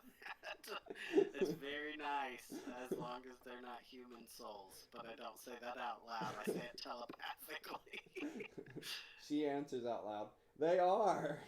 Is that bad? I thought it was okay if they were bad. Go talk to Delilah about it. Okay. I already showed her. She didn't say anything. She said she had to study levitation some more. Alright, so she runs off to go show Delilah again. Dr. Brown says, what was that, Aaron? I'm sorry. I thought. Anyways. Yes, so I have heard that your friend, Dr. Henry Walton Jones, has stumbled upon what could be the biggest discovery of this year. Hold up. Right after he says Dr. Henry Walton Jones, I say Junior. Junior. Dr. Jones has found himself a strange ruin in the Baltics. This place we believe to be an ancient civilization visited by the Baltic gods in the early 8th century. Oh, that's very interesting. Has he already claimed the rights, or is it open for investigation from anyone? Well, it seems as though he has kind of pinpointed the general location, but not found the actual ruins themselves. And we are hoping that you could get in there and do your magic. Not literally speaking, of course. That would. Of course, magic isn't real. Magic isn't real. But, when you sometimes... It's weird that you went out of your way to even say it. Well, I'm just saying, we're a real weird place we live in these days, You wouldn't believe the number of crazies that think that, that's how these things work. Yeah, my research is important as it always is, but I'll take the next flight out. Can you send me the information via email? Yes, we'll have the tickets sent to you soon. Excellent. We had a report come in from from the Cork Academy that said that you have some students that have been going to be studying under you. They've been here, but they've just had a couple classes listed. Satisfactory grades, seems. Just okay. I'm gonna have to train them harder. Yeah. Well, I'm sure you'll do an excellent job.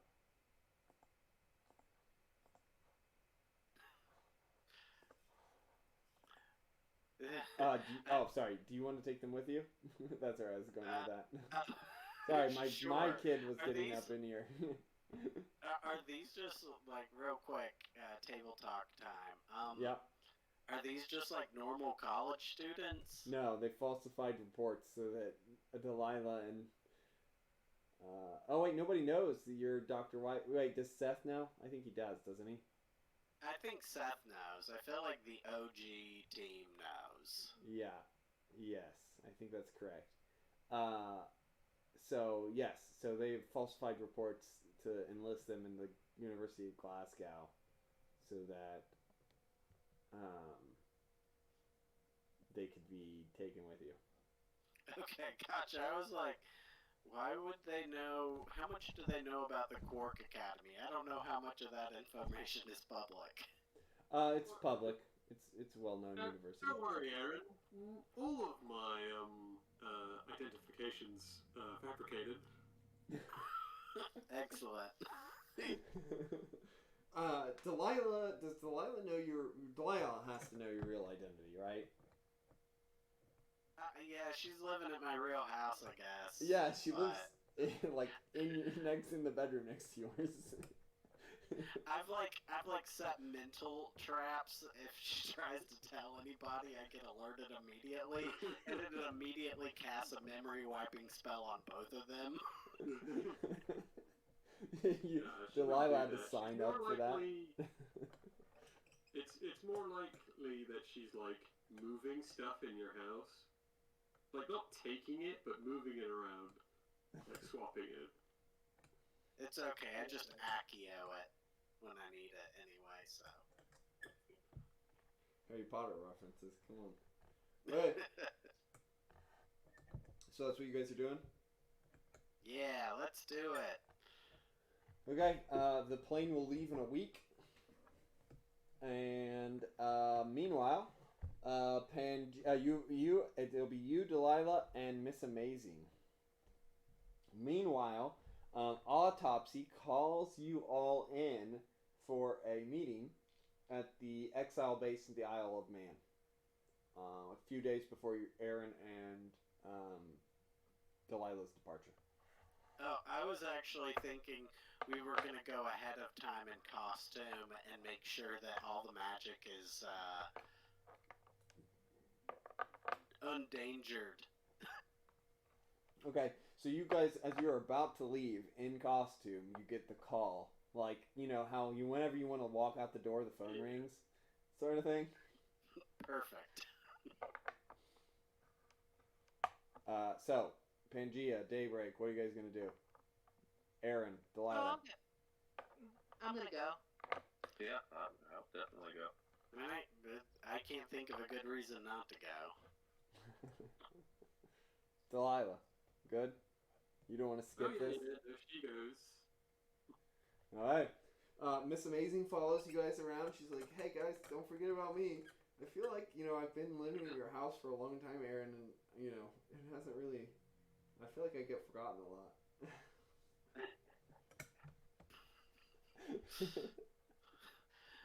How's your flight spell coming along? I finished that like 6 months ago. How's levitation coming? 3 months ago. Okay, I'll teach you how to summon demons. Yeah, woo! Yeah, because we need more of those. Alright. I'm liking that shift where our party is, permanently at threat of Elder Tours taking over. So you guys, as you guys are talking about this and like debating whether it's a thing, and Delilah's just sweating a little bit, you all teleport into the base. Autopsy is there, and he goes, "Hey everyone, just wanted to talk to you. It's been a whole month without really needing to pull the team together. So, hope you're doing well. Just was thinking, we've had some time on our hands. What do you all think about like doing some team practices? It would just take a little bit of time out of your regular life, but we could really use the practice. I think come up with some team maneuvers. How's that sound?" I check my schedule and it's filled up with archaeology and learning spells, and I'm like, I don't know if we can fit it in unless you can do it in like a day. Wow. I've got my schedule here, except every day just says magic, so maybe.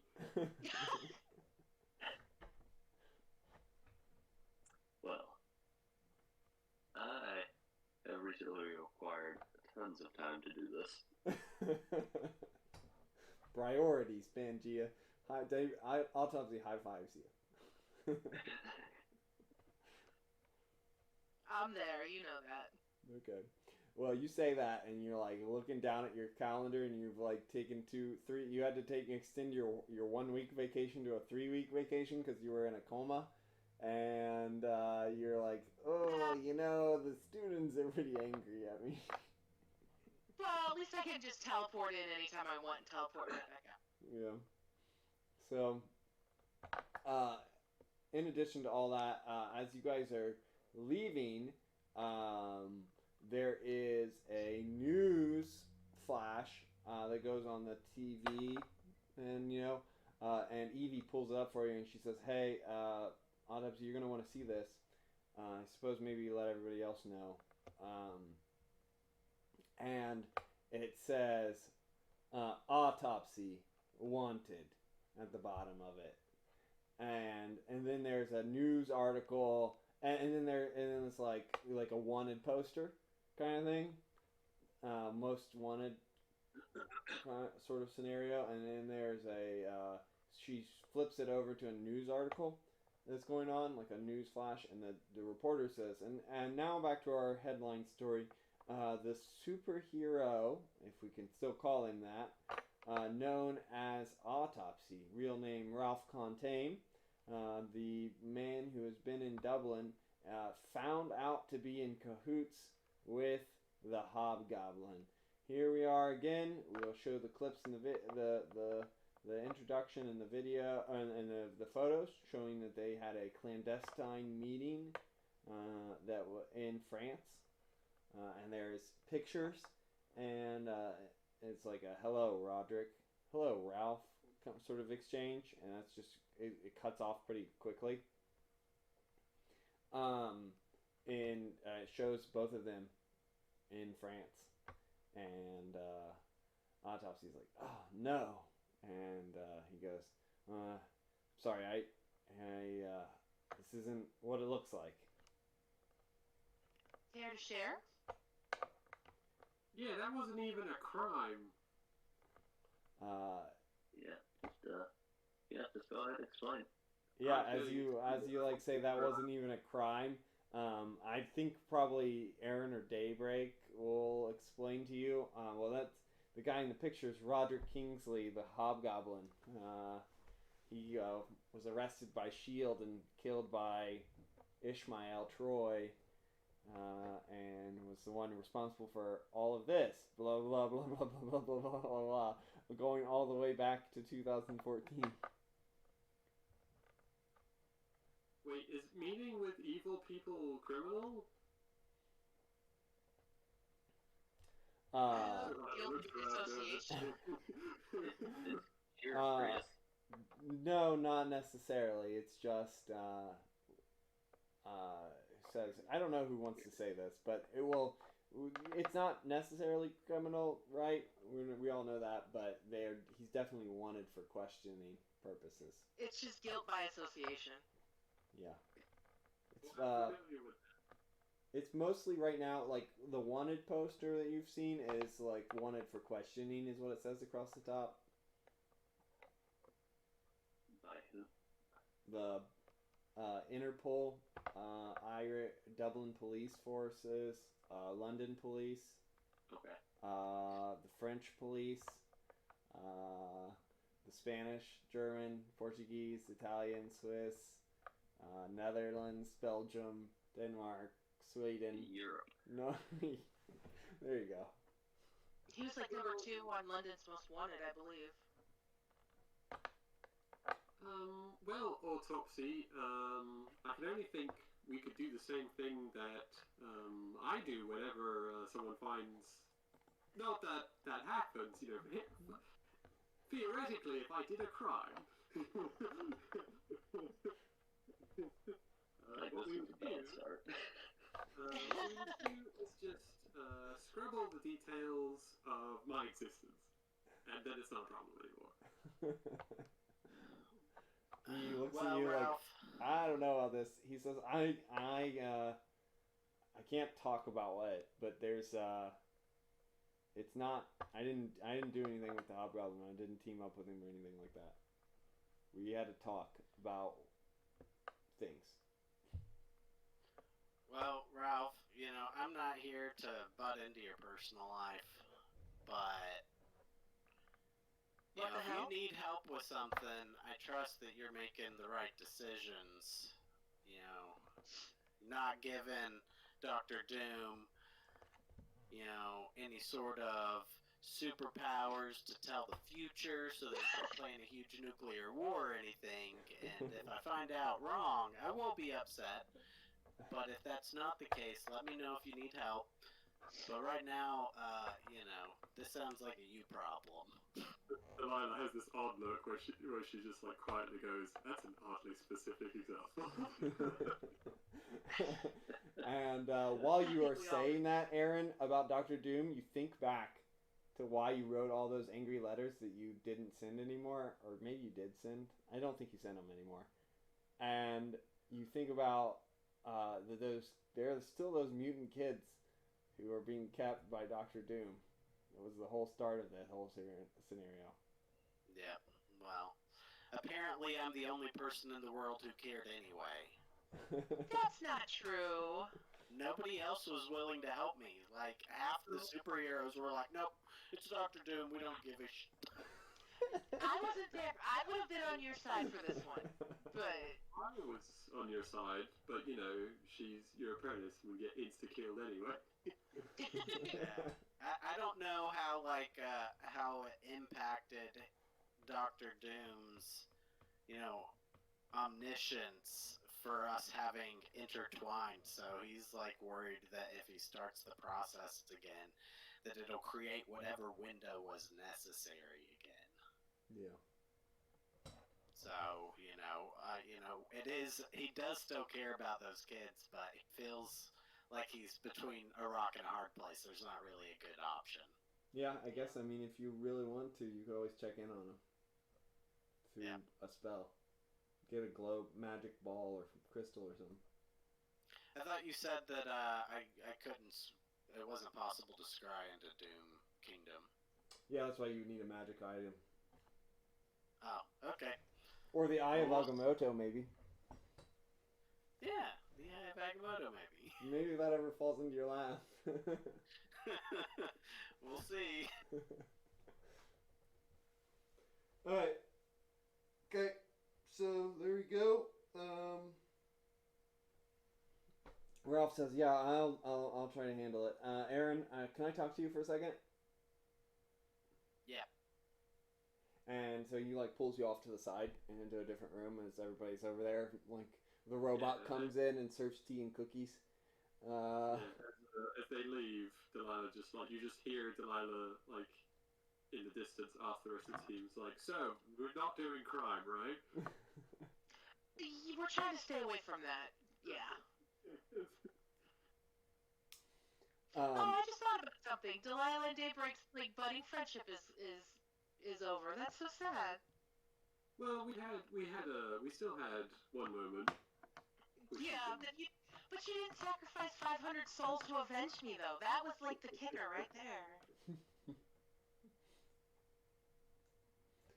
But you both have a weird dream that you feel like maybe it did happen. That dream's mostly forgotten now. There's an unspoken bond there. Yeah. Yeah, you guys didn't have to fight the trolls or Malik that second time, so only the first time, I guess, right? Yeah. So, Aaron, Autopsy pulls you into the side room and says, hey, there's something I need to talk to you about.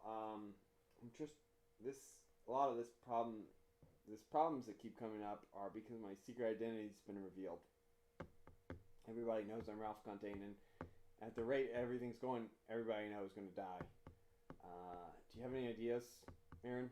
I mean, you're a big-time magic user. You could do a spell or something, right? Fix it? Not without consequences that you couldn't possibly imagine. Yeah, are you sure you can't just alter reality on a grand scale and maybe cause the collapse of our dimension, like some sort of movie I may have seen? I think it's perfect. Let's do it. And then I smack him. No, that's not an option. No. Okay. Well, if you can come up with a way, I really need this fixed. I'm serious.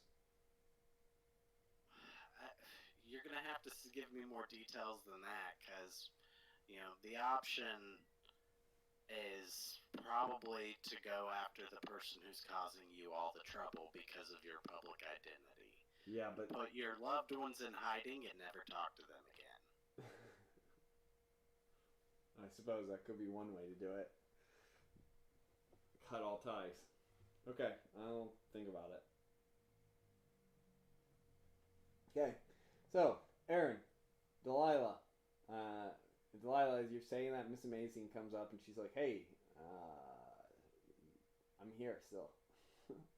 What were you guys talking about, a crime? We're not doing any crimes. We've established this. And if any anybody asks, I've never done a crime ever. She just kind of nods, you know. You're the older apprentice, so clearly what you have to say is the correct choice. Or as a point of additional hilarity for the others, one of Delilah's talents is crime.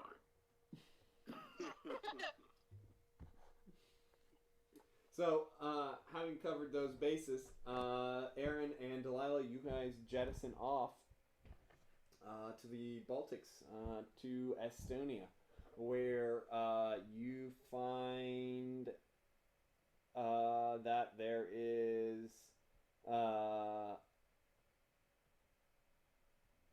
dig site not far from going on from where you were told by Dr. Brown, who is which is led by Dr. Jones, your arch nemesis, your true arch nemesis. I hear that you guys are struggling to find stuff. Are you there as Dr. Weisberg? Did I go there earlier, or Yes. is this pre-flight? I This is assume you pre-flight. left, teleported out of the base, and teleported right there. Okay, yeah. So I cast invisibility on us. Okay, so Delilah, So that, Aaron, you guys float over, invisible, and you see Dr. Jones working with his crew. He's talking to him. He's like, why can't we find anything? There should be a cavern nearby. I cast. You've seen this spell before. Enchanted Eye. This is gonna be a new mainstay, Jacob. Nice. Yeah, as we look over the ruins, Delilah will actually just kind of sigh. She doesn't actually look like they're infused about history. And she'll kind of go, my mother used to love these kinds of ruins. So, Enchanted Eye, do you want me to paste the effect so you know it? Aaron just ignores it and goes in. Hey, you need to learn this spell, Enchanted Eye. What's it do? Yeah, I'm like, let me paste it real quick. While that is going on, Miss Amazing levitates up next to you, just so you remember who she is, or remember what she looks like. This is her. She says, I think these are pretty boring too. And, I'm sorry Aaron didn't listen to you, Delilah. You guys need to get some taste. Artifacts are great. Look, How do you think I got my staff and my suit of armor? You guys have the wrong profession. Having, a parent with a strong interest who's a psychomaniac kind of turns you off it a little bit. I've never even talked about my parents. What do we care about them? She leads in, do you want to talk about your parents? My dad was a dentist. Oh. I just made that up. Yeah, you can't. I don't give anything real about him. No, he was definitely a dentist. You say that, you say he was just made up, but he was really a dentist. You're just embarrassed that he wasn't more interesting. And your mom got a divorce from him because he was boring. Perfect. But anyway, yeah, Enchanted Eye can see magic, outlines and stuff too, so it's super nifty. Okay, so you see dirt. And there is literally no magical artifact, auras, or anything whatsoever. Okay. And the eye is a physical thing, so it's an actual floating, glowing gold eyeball. Is it not invisible like me right now? I guess you could make it invisible too, yeah, sure. Yeah. not trying to freak out Dr. Jones's team.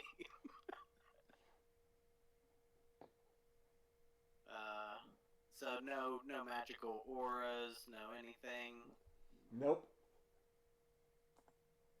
It's oddly magically dead for a location like this.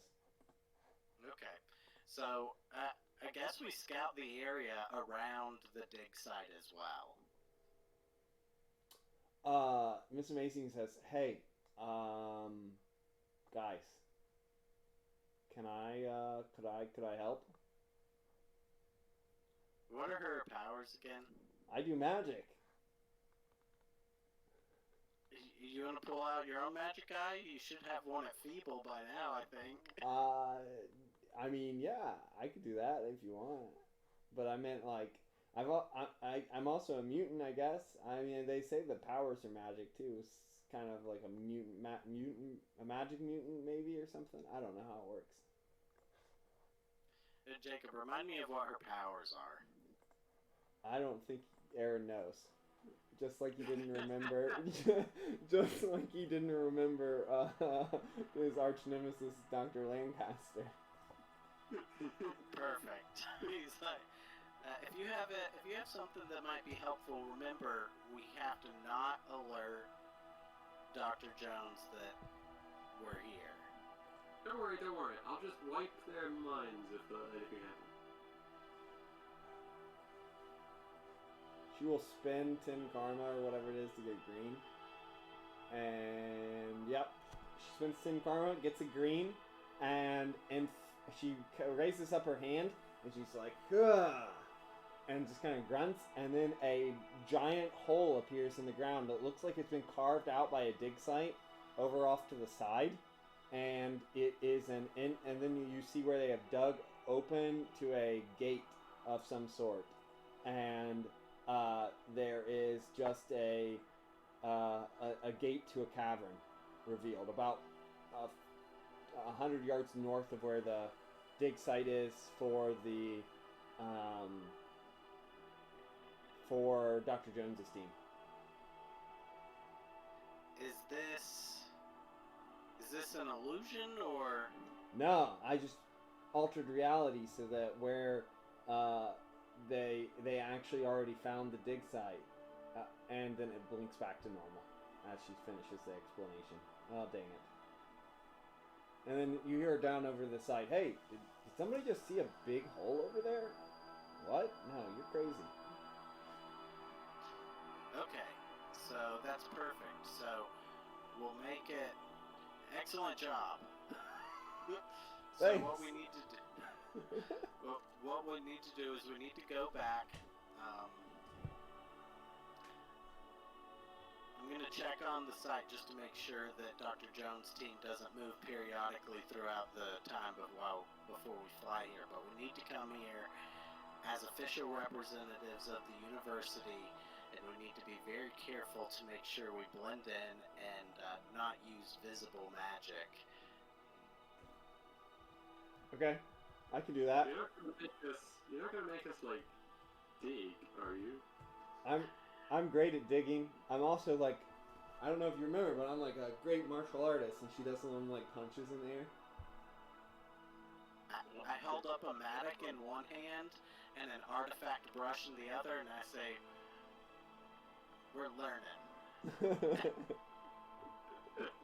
In my mansion, there's a bedroom that's not actually a bedroom. It's dedicated to like archaeology education, and it's like, now you guys are gonna learn how to find the dinosaur bones. Lila is making a face the entire time.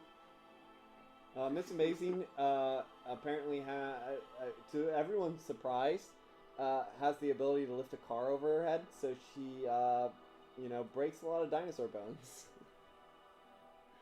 Maybe you don't do any digging.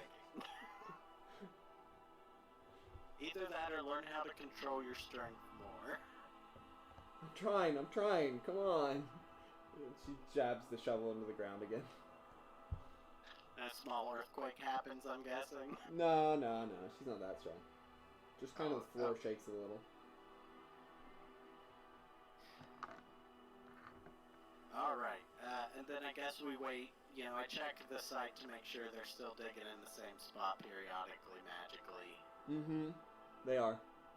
And then I guess we wait for the time to pass, doing our studying, and then we fly like normal on schedule. Okay, it goes over. And you guys fly in, and they have arranged a guide to take you out there. And he will, on your request, pick up a local crew to dig for you. He All says, right. it's very strange, Doctor.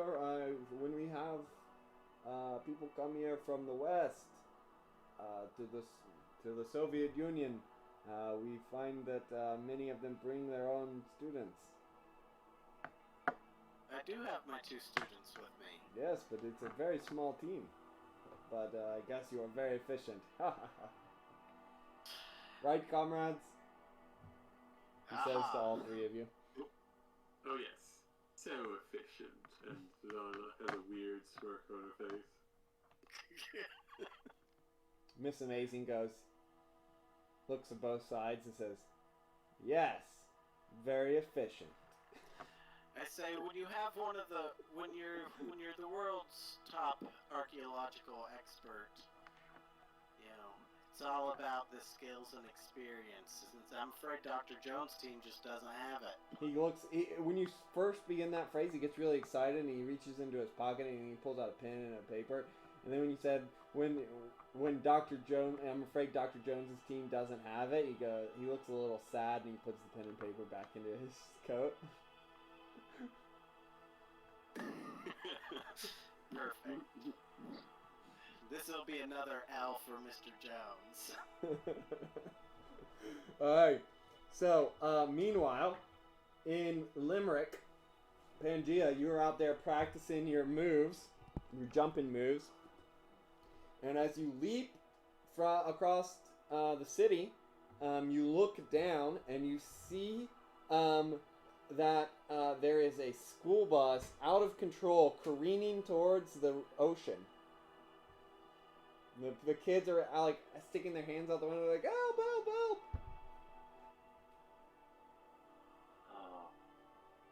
I'm gonna build a road with my geoforce that kind of loops them back around. You're gonna make a loop-de-loop? No. Let's see.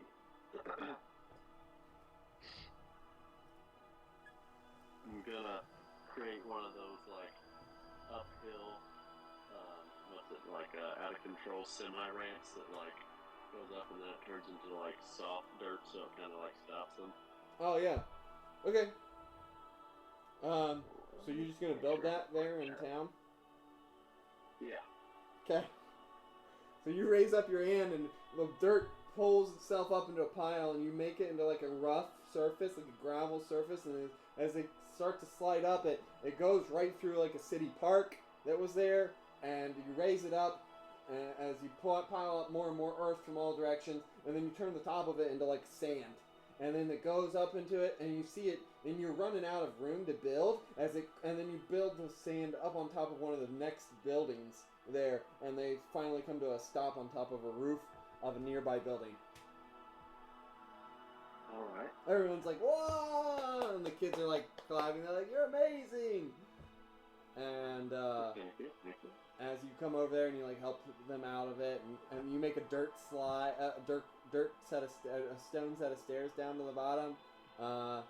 The people inside the building are like, no. Like, my building, oh god, the sand, it gets everywhere. I'll try to remove as much as possible once done. Not remove, but replace it back. You push it back down. The trees in the park are still destroyed. One of the jungle gyms has been demolished. And sand has gotten... 100,000 to the city park. Okay. And sand has gotten in the whole upper floor of that building. I will pay their janitors quadruple time. Nothing can't be solved with money. Alright.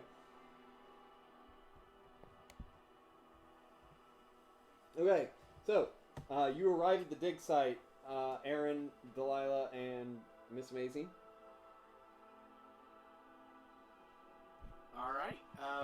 You see Dr. Jones off to the side. He sees you guys drive up, and he comes over and he says, "Hello, oh, Dr. Weisberg, it's good to see you. It looks like you're here to poach one of my discoveries, huh?"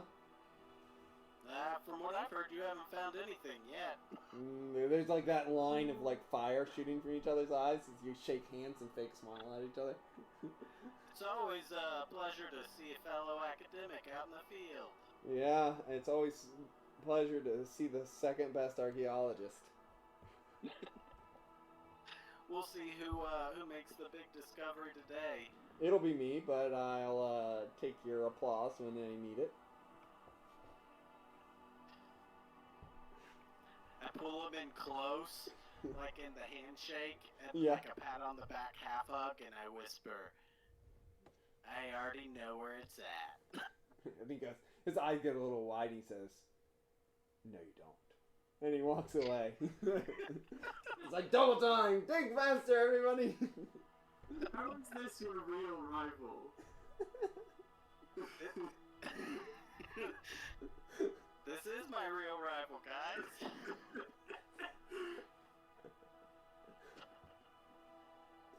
Miss Amazing So, says, "I always thought your real rival would be a wizard."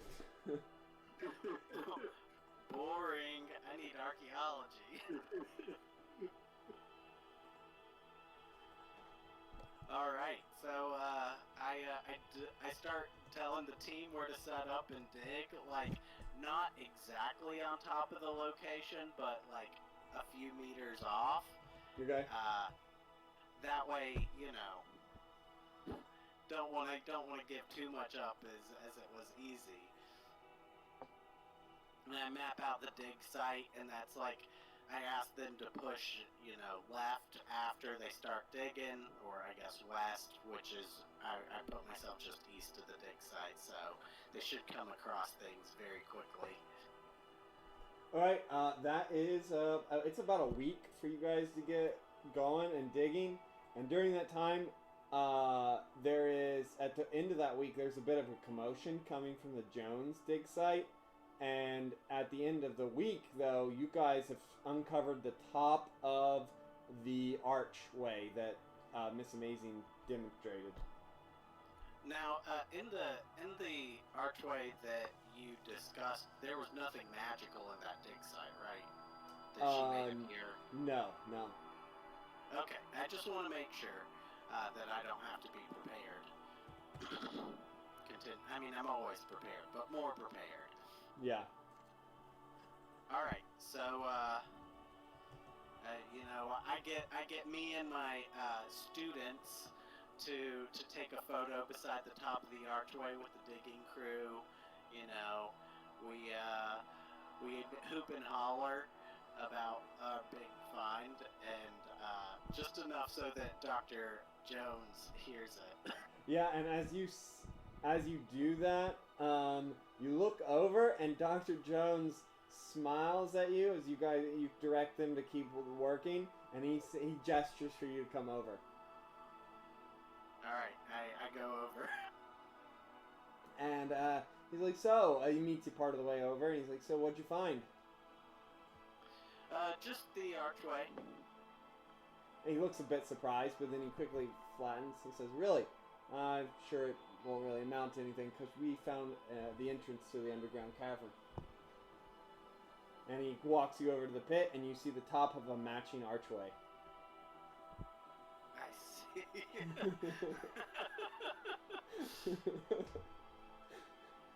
Well, looks like you've wasted a few weeks to get to the place where I'm at in just a matter of days. He says, "Well, you know, when you find things like this," and he shows you some of the artifacts they dug out, it slows you down a little bit. What have you found? You guys really haven't found anything other than the archway, which you knew exactly where it was, so that's why. Not even anything small like pottery and stuff. Yeah, you found some like pottery and, you know, some arrowheads, metal arrowheads. He shows you like some statuettes and stuff. Looks like they hit a burial site nearby. Ah, so you've disturbed some poor, slumbering, deceased person's body, I see. That's what we do, you know. We're not. We dig up grave sites all the time. I'm sure that's what you guys do at in England, or well, I guess you're not English, are you?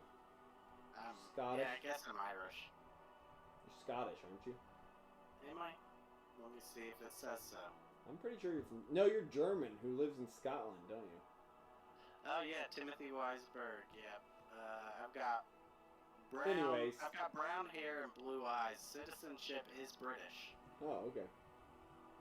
Well, I'm sure you find these sort of things all the time in the UK. Yeah. It's not like we don't have to. We're not worrying as much about as the Americans have to. Well, please do keep me appraised of your entrance, and I'll do the same. Will do. I'll see you when you manage to get inside. I'm sure. So I make the team work double shifts.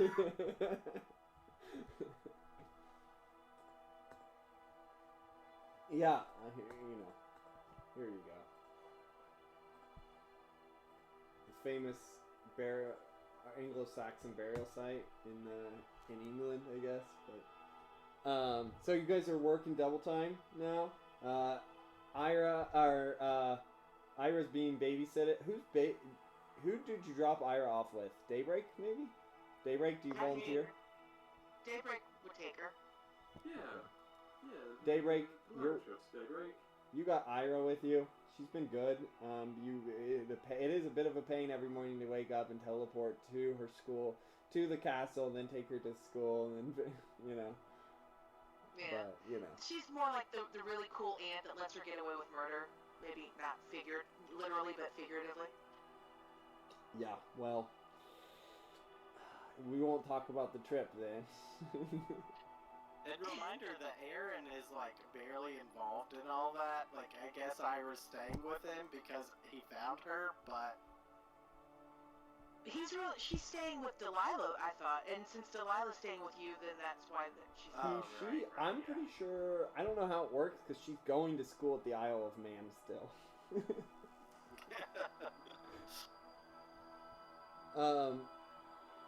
So, anyways,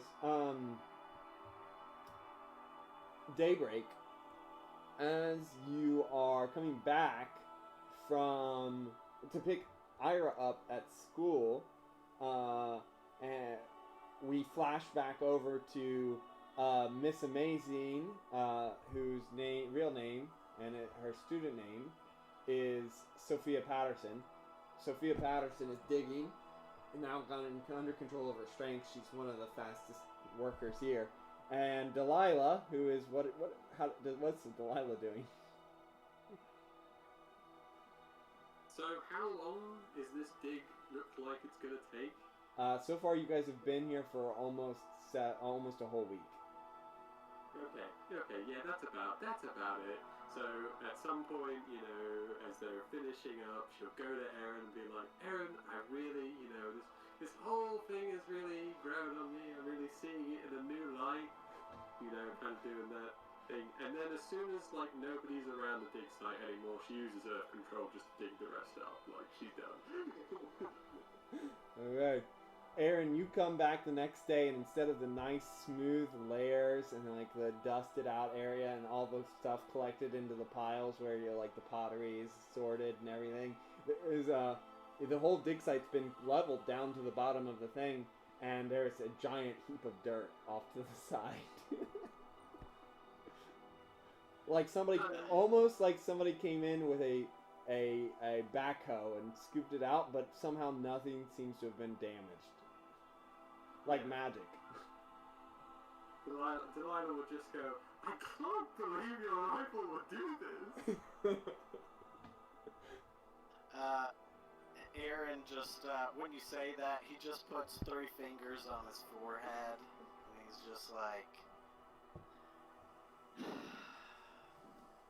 You're gonna need to learn to take life a little bit more slowly.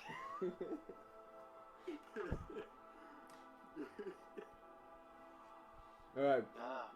So that on that morning, as you're dropping Ira off, Daybreak, you come out of the school and you see a six-eyed dog with a forked tail glaring at the school building as it breathes. Black flames erupt from its nose. Its black and molted skin kind of lays there in a grotesque manner against its body, almost if it's been detached and reattached, and it sees you and it kind of stomps off into an alley. How long before Ira's actually going to be getting out of the building? You just dropped her off. This is the beginning of the school day. Oh, it's the beginning. I'm sorry, I misheard you. Yep. I think I'm going to follow it.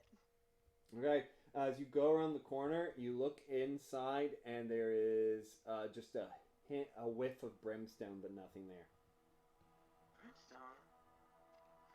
I mean, this kind of makes me think of Ira, but I'm gonna keep following it and maybe put a light cage around it? Okay, make an intuition roll.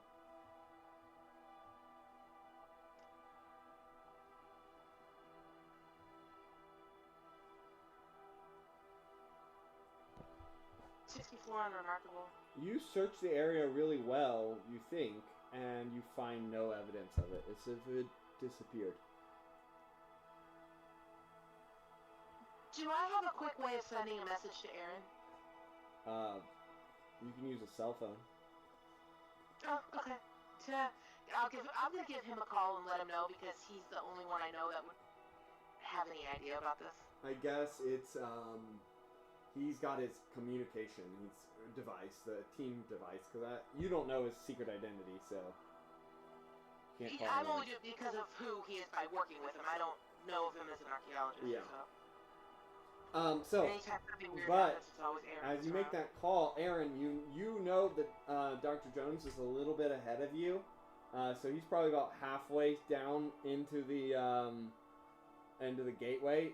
You guys have a big advantage now of getting inside, but you've got a lot of dirt over there to you can either sort through it and do it, in the best manner you can, considering everything that's just happened, the disturbance, or you could skip it and hope to get the advantage on your rival.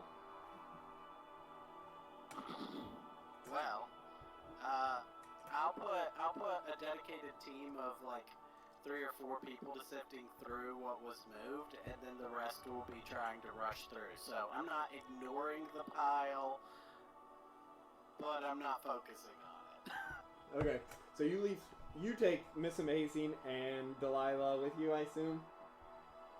Or are you going to make Delilah sift the dirt? I'm going to make Delilah sort through that dirt.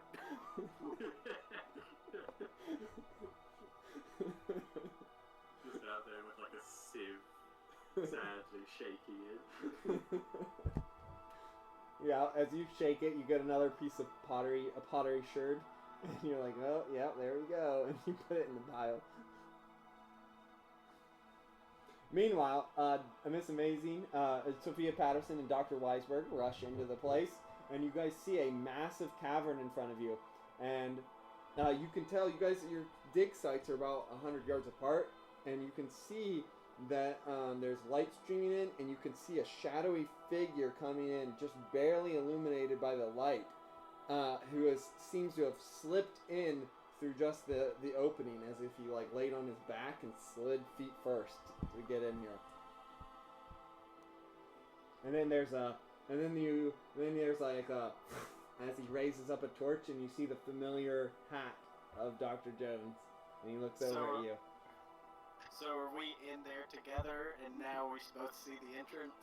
Yeah, you guys have. He slid through the entrance that hadn't been finished excavated by his team by himself, and you and Miss Amazing have come through the entrance as well. Your fully excavated entrance. Alright, well, at Jones and I say, either this is a race or we work together and take equal credit. He says, if we make it to the final room, we'll share credit again. Like, 2017. Got it. Let's go. Okay, so this is the setup, right? You guys entered here. Jones entered here. The two rooms come down, and as you rush forward, you've lit a torch, and you both, because you have to have torches. Apparently, you didn't remember to carry flashlights with you for whatever reason. And then you go down this middle path. Torches, I love it. Yep. But as you come down to the middle path, you see that it forks left and right. You and Dr. Jones run at about the same speed because he's a really fit, normal human. And Sophia Patterson runs at your guys' speed so that she doesn't leave you. What a sweetheart. What side do you want to go? We'll go left. This one? Okay.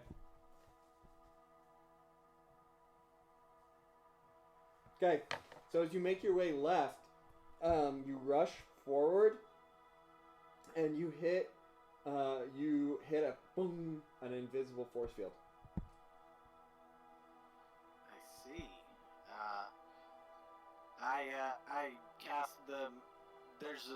Dr. Jones can't see me, right? Nope, you guys are split ways into different tunnels. Okay, I cast the eye to try and see the nature of the force field. It is a magical force field, and it is barely illuminating with magic, but it seems to be containing anything within it. I'm gonna try the admittance spell, which is rank 40, which lets me pass barriers and such. Nothing happens. Nothing happens. Okay. Yep. And then you hear, and from echoing up the cavern as like a whip snapping. Okay, well, I'm gonna try and blast through the barrier. There are no runes or anything that I can see, right? Yep. Okay, I'm gonna try and decipher and clear the runes. Well, wait, make an intuition roll before you do this.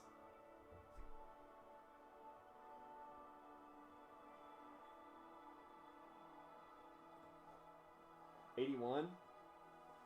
Yep, on excellent. Alright, it's a yellow. So as you were looking around, Miss Amazing's looking around too. She's like, should we try to read the runes like you taught me? And you like look over to the side and you can see where some of the because what you are now is like the cave has gone from a cave into these like stone platformed, like these square cut stones, tiles, and then the walls have been all carved out, really rough hewn, and they have like a bunch of coves along it, and they're in you have a long straightaway tunnel that seems to go straight down. And the barrier is right in front of you, like it's stopping you. But you see where some of the tiles have like kind of dissolved. Looks like there's a little bit of water getting in here, and you think you could probably squeeze in under the barrier on that far left corner. All right, we squeeze through. Okay, Miss Amazing gives you a little push. You guys get through and to the other side, and as you do, you step out from the top of the ceiling. As you begin to run down the hallway, a torrent of flames erupts as like a wall of fire starts to drop down. And then you hear, "None shall disturb the tomb of the conqueror." Do I feel the heat through my force field? You don't have your force field up because you were not on magical activities. Okay. You know? Alright, well then do I need to roll to dodge? Yep, or make like, a roll to dodge, or you could do something else, whatever you want to do.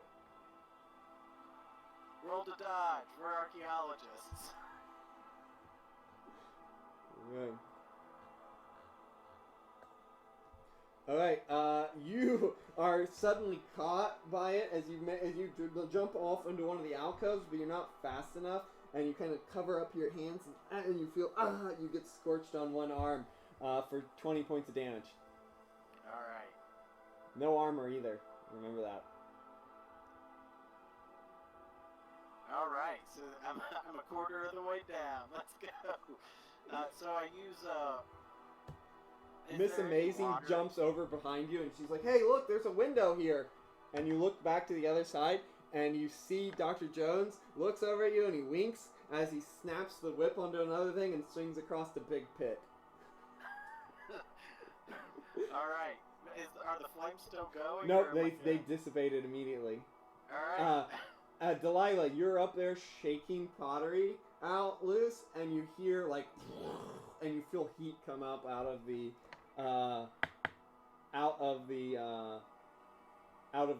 passageway. Yeah. She'll like look around suspiciously and go, "Oh no, Mr. Aaron forgot his glasses." They're like, wait, who's Aaron? Says somebody. Oh, sorry. And you, Josh. Yeah. and I think you run into the tunnel at that point. Good thing English isn't their first language, or they might think you meant Aaron the superhero. Yes, she'll jump down and start making her way through the arch. Okay, you run down into the hallway and you start to turn the corner, and as you do, there's some sort of steel gate that is metal gate that is dropped down, and it is carved with ancient ruins on it. That's not good. Blocking your movement forward.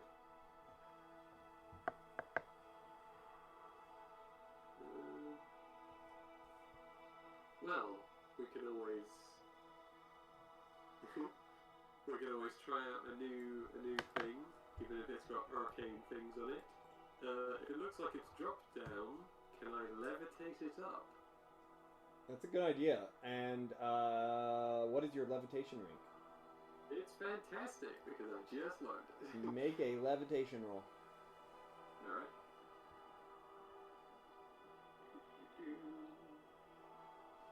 Bad. The gate is very strong. Whatever it's been done, the runes on it reinforce it, and you attempt to lift it up, but it does not budge.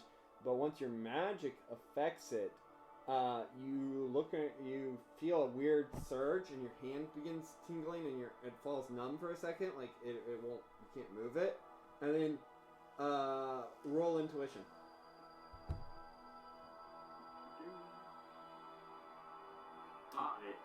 Then you leap back because you have a weird feeling underneath of you, like the ground shifts as a giant pit opens up underneath of you, and you look down as the rocks tumble into the darkness. Meanwhile, Miss Amazing is running next to you, Dr. Weisberg, and she says, so, what do we do now? Is this how this usually goes? Yeah, isn't this exciting? Yeah, this is great. I'm so glad you took me this time. Okay, hey, look over there. As you see arrows pop out of the wall, and they're going to fire at you. Roll to dodge. Alright. Or wait, you also, I'll say this. You could either roll to dodge, or, well, you did pretty good. Or you see off to the side, there is like, in one of the alcoves, like these, like stone statues, and some of them have weaponry, and you see some old shields. I grabbed the shield. Okay, you grab the shield and you raise it up over your head, and the arrows go ting ting ting ting ting, bounce off of it. Miss Amazing stands next to you as you run, and off to the side you hear, not today, monsters, as the gunshots fire. Okay, if he needs us, he'll holler, and we keep going.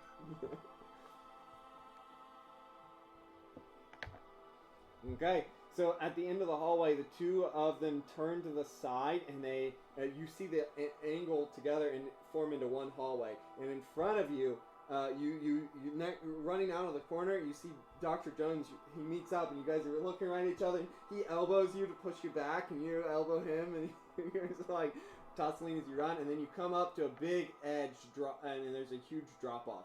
And then in front of you, you see on a pedestal a crown, a headband of some sort. It's like a golden headband, and entwined with it was wheat leaves. And then in front of it is a sarcophagus. Dr. Jones looks at you. The jump is really far. It's about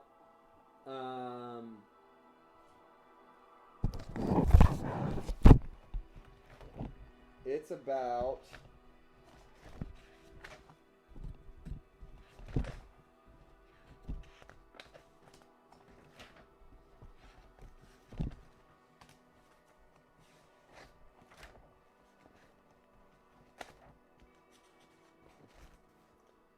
the jump is about 20 feet across.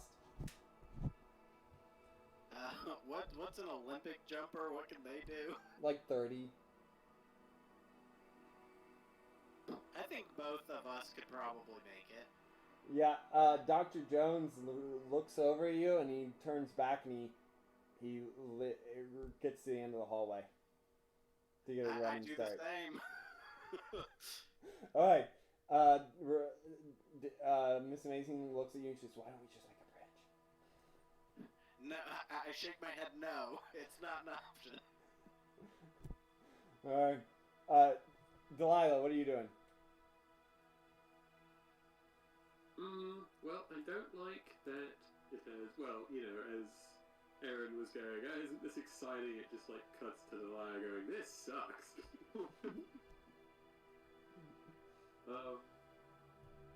Let's see. I rolled twice, by the way, speed for Dr. Jones, and he made all of his rolls, so that's why he's Oh, here. nice.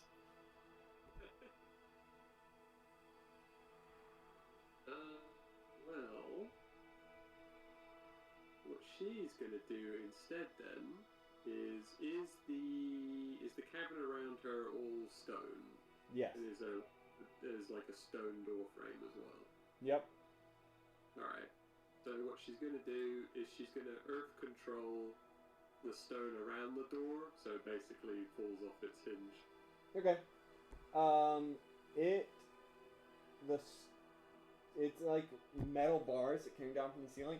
So you earth control a bunch of it, and it's hard. It's hard to pull away. What's your earth control strength? Earth control, remarkable. You're able to pull big chunks of it away, but it is not enough to make the bars come out of place. But it is enough room for you to squeeze around the side of the bars if you want. Yeah, she'll just do that. Okay. So you come over. You're on the other side of the pit. You're just gonna levitate across. Yes. Yeah. Yeah. She's gonna. Okay. You levitate across, and then look back down, and you look down in the pit for a second as you're crossing over it, and you see a light blue light at the bottom of the pit.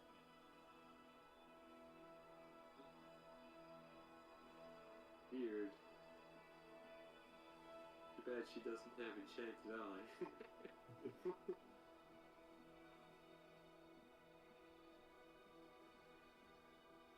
Don't you at good rank? Don't you have all spells? I mean, I can invoke a dimensional entity to do another spell. But she's not going to do that. She has a mixed feelings about other entities being interested in it. I don't think you can get all. I don't think you get all spells until you're a master. Yeah. Oh, no, okay. Yeah, she's not right there. Okay, yeah, we'll come back to you. Yeah. Think about it. Okay, go. Aaron, make a strength roll. I'm gonna make two. Oh. First one is for your apprentice, and the second so one this is off of strength, not agility or endurance. is strength. Second one Okay. is Dr. Jones. Okay, I'm gonna spend karma because my strength is not good. Okay, what is your strength? I mean, it's literally good, but it's not good. Okay, a good, you would need a yellow to make this jump. Let's see. spend 10 karma. Yeah, you rush across the thing. You take the jump, and you see Sophia doing it at the same time. She jumps across, and you see Dr. Jones doing it at the same time too. As three of you jump across, Dr. Jones hits the edge, and like he starts to slip back, and he pulls it and rolls himself on. Sophia leaps over and lands on her feet on the other side. Looks back at the two of you. You jump forward and you miss the edge, and you're like ah, and you grab hold of it with the with one of your hands. Catch yourself there, and you like pull yourself back up, looking down into the pit. At that, Dr. Jones grabs hold of one of your hands, and Sophia grabs your other hand, and they both pull you up onto the thing. Whew. And he looks over you and he says, "I guess we're co-authors again." I guess so. All right. Let's check out do we want to check out the room before investigating the crown? Yeah, he says, "I'll look in here," and he walks over to the sarcophagus. As you walk over to the crown, however, there are runic objects all over top of it, and it is 100% magical. Okay. Can I tell what type of runes are around it, or... You have ruinology or whatever it is? Runesmith, I think. I don't have runesmith, no. No, you don't. Okay, well I need to find a way to make sure that this doesn't go out to the public because of its magical nature. Alright, and Dr. Jones comes over, as he pushes it open, he sees, it's a mummy. And you walk over to it, and there is a man, and he says, this must be the guy who was talking to us on the way in. I fought some of his soldiers, I suppose, to be mummies like him.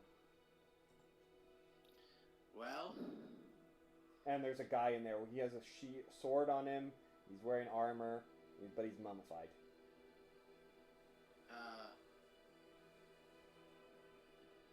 Understood. Let's close this sarcophagus back for now so that we can get a team to get him out. Yeah. And he looks over in the crown. And the crown, it's going to be tricky. It's booby-trapped. Oh, yeah. Makes sense. Okay. Classic, I suppose. It's, what's it say? He walks over to it and he says, old Lithuanian. This is the crown of the Conqueror, the one that has banished demons from our lands. Huh, I wonder what that's about. Well, it's now or never. Aaron reaches for it and he says, "You might want to step back just in case." Okay, and you pick it up. No problems. Nothing happens. Nothing happens? Yep. Oh, okay. So the runes weren't magical? They are, yeah. But well, actually, there is one thing that happens. From the back of the pedestal drops like a rope bridge pieces, which is useless unless somebody can clear the jump again, which Sophia just runs over and does. Alright, well, I guess, so we've got to clear the jump again, basically. Nope. You throw her the rope bridge, and you guys walk back on a perilous rope bridge. Some of the boards crack underneath of you, you know. He's like, wow, that your apprentice is yours, pretty good athlete. Yeah, her grades could have been better, but you know, the school thinks she has things that she can deliver to the field. Yeah, checks out, I guess. And then meanwhile, Delilah, what are you doing? Yeah, she's thinking she probably shouldn't, but she's going to. She's going to levitate down, but in this pit, Earth controls some steps, just in anything weird happens. Okay, so you start to levitate down and you begin to cast earth control. The steps start to appear, and then suddenly your levitation cuts and you start to fall. And then as you're falling, a blue figure shoots out of the walls and he says, "Who are you to disturb the tomb of the conqueror and the place where I hold the demons at bay?" Yeah, she very quickly goes, "I'm Delilah, I'm falling, I'm going to try to stop that." "No magics will work here." What do you use your magics for? And you're just To still defend falling. You're feeling Yeah. you're going really fast now. Yeah, I defend people. He looks at you in the eyes, and then he grabs hold of your hands, and the ghost pulls you to a stop. And as he does so, you hear, and then there's like boom, boom, and then a massive like green lizard-like talon crawls itself out of the darkness below you, and then as the ghost starts to pull you up, there's a head that shoots out and it goes and it snaps at you. Make an agility roll.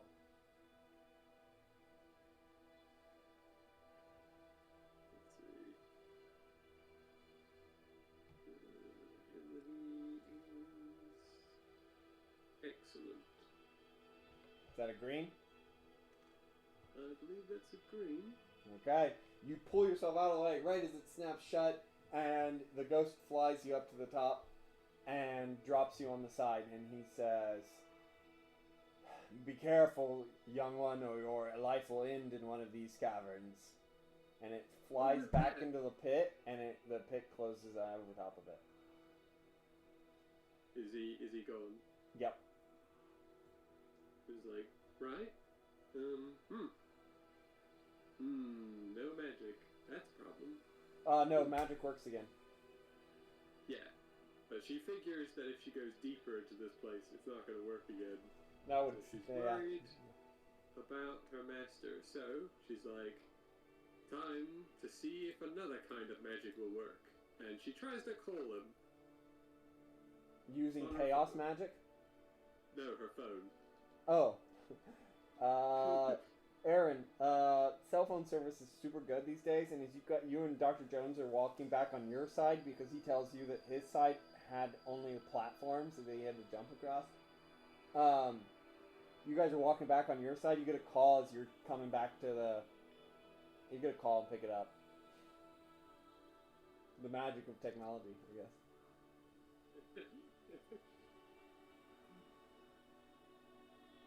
Aaron? Speed? Hello. Oh, there you go.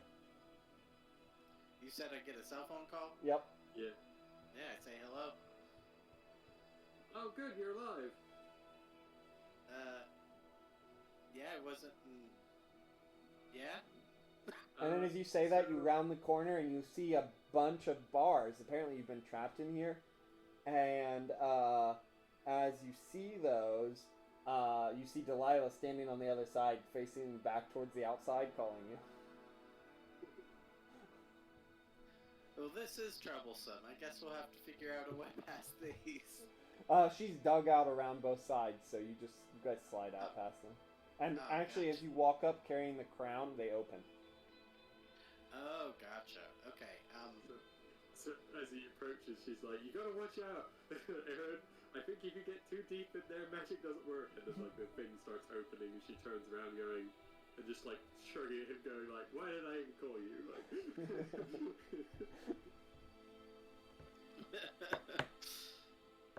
Well, did you learn anything important working through the dirt? Yeah. Don't dig too deep.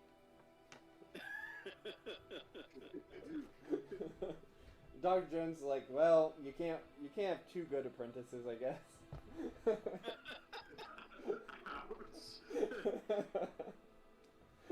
I say they're learning. Hopefully your students are promising. I don't think any of them will be able to replace me, as he cracks his back. He's like, I am getting old, though, so... I need to find a good one, you know? I mean, they're smart kids, just none of them have that adventuresome spirit.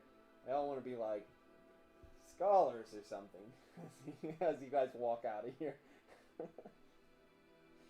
Now, I need to find a way to make, like, an exact replica of this, crown. Okay. Daybreak's, Miss Amazing's like, hey, I can do that for you.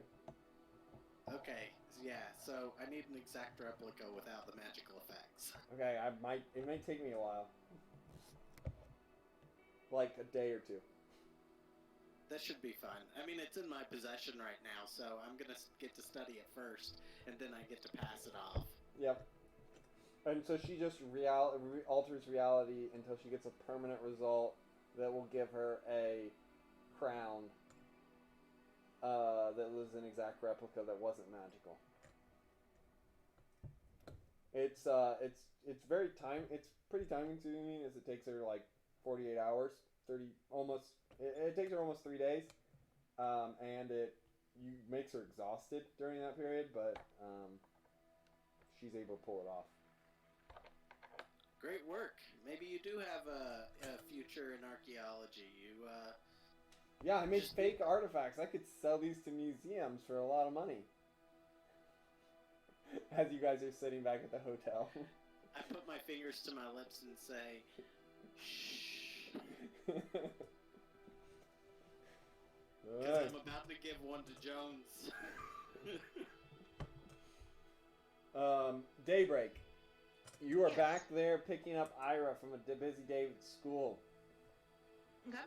And you on the outlook, as you pick her up, you see the same devil dog.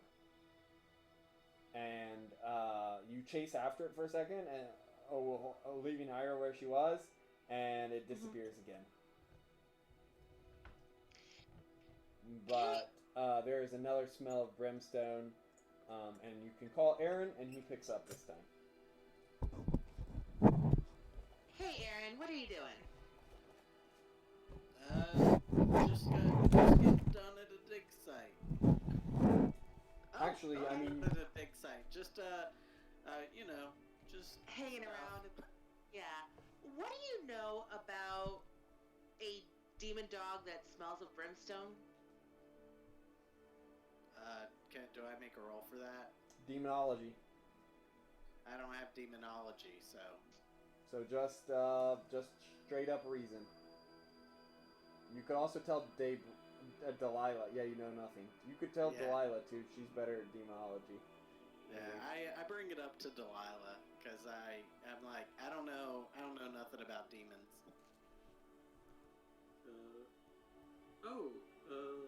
Daybreak. So Miss what- Amazing looks a little disappointed. She's like, I thought you were going to teach me how to summon them. Well, I know how to summon them. I just don't know which one is which. Yeah, does Delilah know which one? Do you have demonology?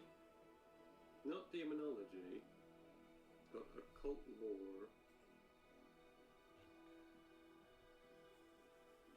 Well, make a roll then. Actually, if you have occult lore, you get +1, so you should add a +1. It wouldn't make a difference, but... Aaron. Yeah. Delilah goes, well, see, the thing is, I wasn't ever really a big dog person.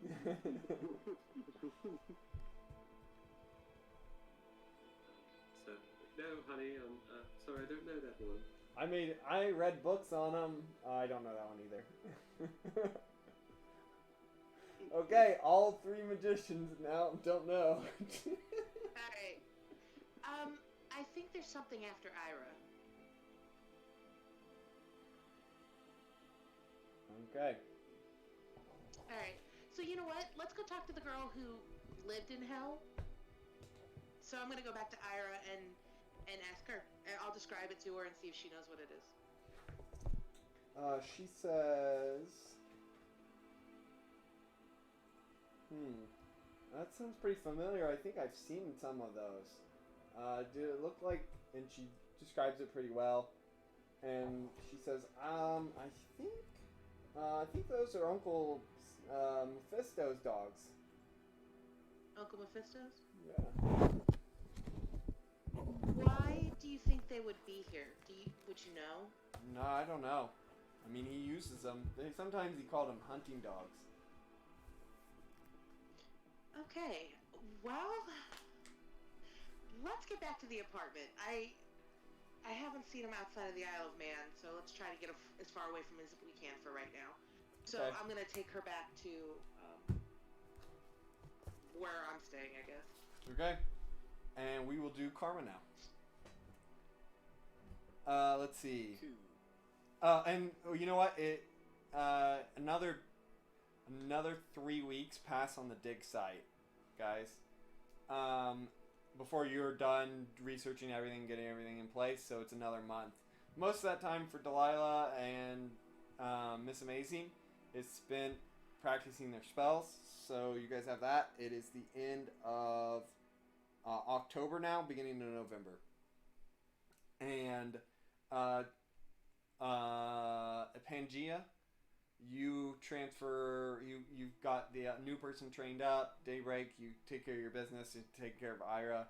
Do some training with Autopsy a little bit, but he's pretty indisposed with the drama in his life. Okay. And that is the end of that. And Aaron, the crown turns out to be able to create a mystic shield. Like a shield, like you would wear on your arm. Oh, nice. Worth 70 points of protection, but you have to use an action to get the protection from that. Okay, gotcha. And it doesn't stack with other force fields or stuff like that.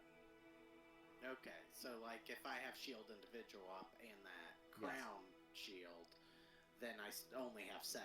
I don't have 60. Yes, and you have to use an action to get that 70. Gotcha. Which you would have to make a fighting or a agility roll to get those. And then it also has another spell on it, which is a binding spell, which will bind extra dimensional creatures as long as none of their abilities are over shift 125 to a certain area. It can bind up to 3 creatures at a time. And it keeps them in a enclosed area that you can draw them into. Okay. And they can't break out unless they're stronger than 125 is one of their abilities. What is this crown called? The Crown of the Conqueror.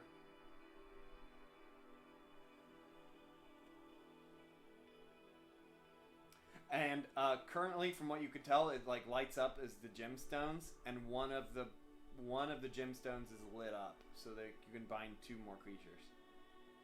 So something's bound in there already. Yes. Okay. And I can't tell what, I'm guessing. No. Hey, Aaron. So, like, Yes. did you encounter, like, any demons in there? No? I did. You Any have- ghost. A goat? A ghost. A ghost. What did the demon look like? Like a big, horrible snake thing. It tried to eat me. You're sure it just wasn't a big horrible snake thing? Because, those happen I can pretty tell the difference. I have you draw it for me, I guess, so that I can see what it looked like. It's a lizard with a snake head. Well, from what she could see that it has legs, like a lizard, and it has a snake-like, a really long neck. Anyway, it sounded like the ghost was stopping a bunch of monster demons from coming out. I don't really know what's up with that. I guess we'll have to go back and take care of it before the people, the regular archaeologists try and go too deep, just in case. Or did you do anything that might have provoked it? She thinks? No. She lies. She goes, I mean, if the people are looking for some ruins, we could just, like, destroy them, and then they wouldn't have any reason to be here.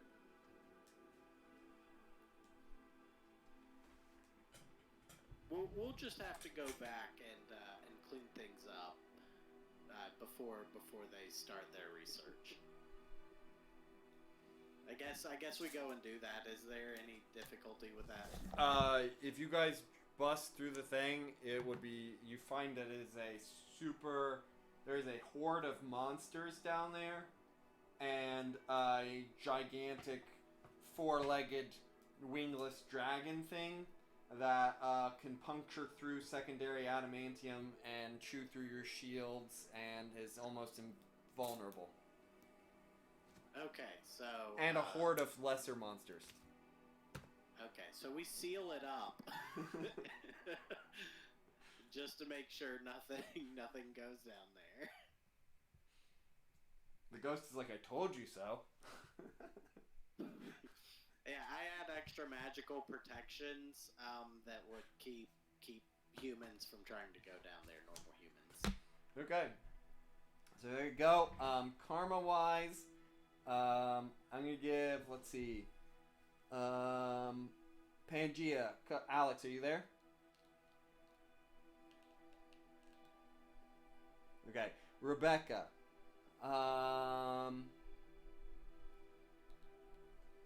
You did some good investigations, some good role-playing with your background stuff. I'm going to give you 100 for that, and then investigation. You didn't really stop any major crimes, right? Or any crimes, really, did you? No. And then we're going to give you a little bit for investigating that Ira thing. So we'll give you 120. No, Cool. plus showing up. So 130. Thank you. We're going to give Delilah, you get 50 for that, and then you did some investigations, good role playing, so we'll give you Delilah, you get 100. And then Aaron, I'm gonna give you 100, and then make that 110, Delilah. 10 for the showing up, 10 weekly award. And then you get 100, Aaron, plus 10 for showing up, and then for tying your arch nemesis, you get another 50, so 160. Yeah. And then Alex, you did a bunch of rescues. I didn't realize it. You did a bunch of rescues for saving everybody in that bus, which is really the core of being a superhero. And then some good stuff with your things, and then you beat up a bad guy. He's the only one that beat up a bad guy, right? Yeah. Yeah. And so he was pretty tough. He was not that tough, but he had a lot of damage. So that's you get beating a B class villain, which he had an A class ranks, but he was B class. He had B class ranks. So you get 100 for that, is what it says. C class rolls. And then you rescued people. I'm not going to give you one for every rescue. That just seems absurd. Yeah. So that's 50. Showing up, that puts you 10 more, 160. And then I'm giving you most the same role-playing award that everybody else got. So we'll put you at 235. Wow. It's a good day. The return of Pangea. Yeah. Big ballin'. Beating up a bad guy really helps you out. I should have tossed some bad guys for everybody, huh? Yeah. Oh, wait. You got 235. However, you committed property destruction. That's true. Which I meant to do that earlier. Property crime. So you did 2 areas of property. That's 10, so 225. Your donations, however, give you for defeating the costume villain gets you 2 popularity, Pangea, and for your generous donation to the city park gets you 1 popularity. Oh, nice. So 3 popularity. Dr. Weisberg, you get 1 popularity for your publication. Cool. And Delilah, and you can. Do you want a junior archaeologist popularity rank, or do you want to stay out of this? Oh, Delilah does not care about this at all. She stays out of it. Okay. Miss Amazing can take that role if she wants. Okay. Miss Amazing is put in as one of your research assistants, Weisberg. And Brilliant. since she's new to the whole thing, she would get a couple popularity points. Okay, and then, Daybreak, your Snow Kinemont gets 1 popularity, 2, Okay. for being a high-profile victim of a Midtown Manhattan shooting. Oh, wow. Okay. And rescued by the Avengers. Yeah. Okay. There you guys go. I'm sure All right. Indiana Jones published, like we published the paper together, but then he's still the star of any show that comes out about it.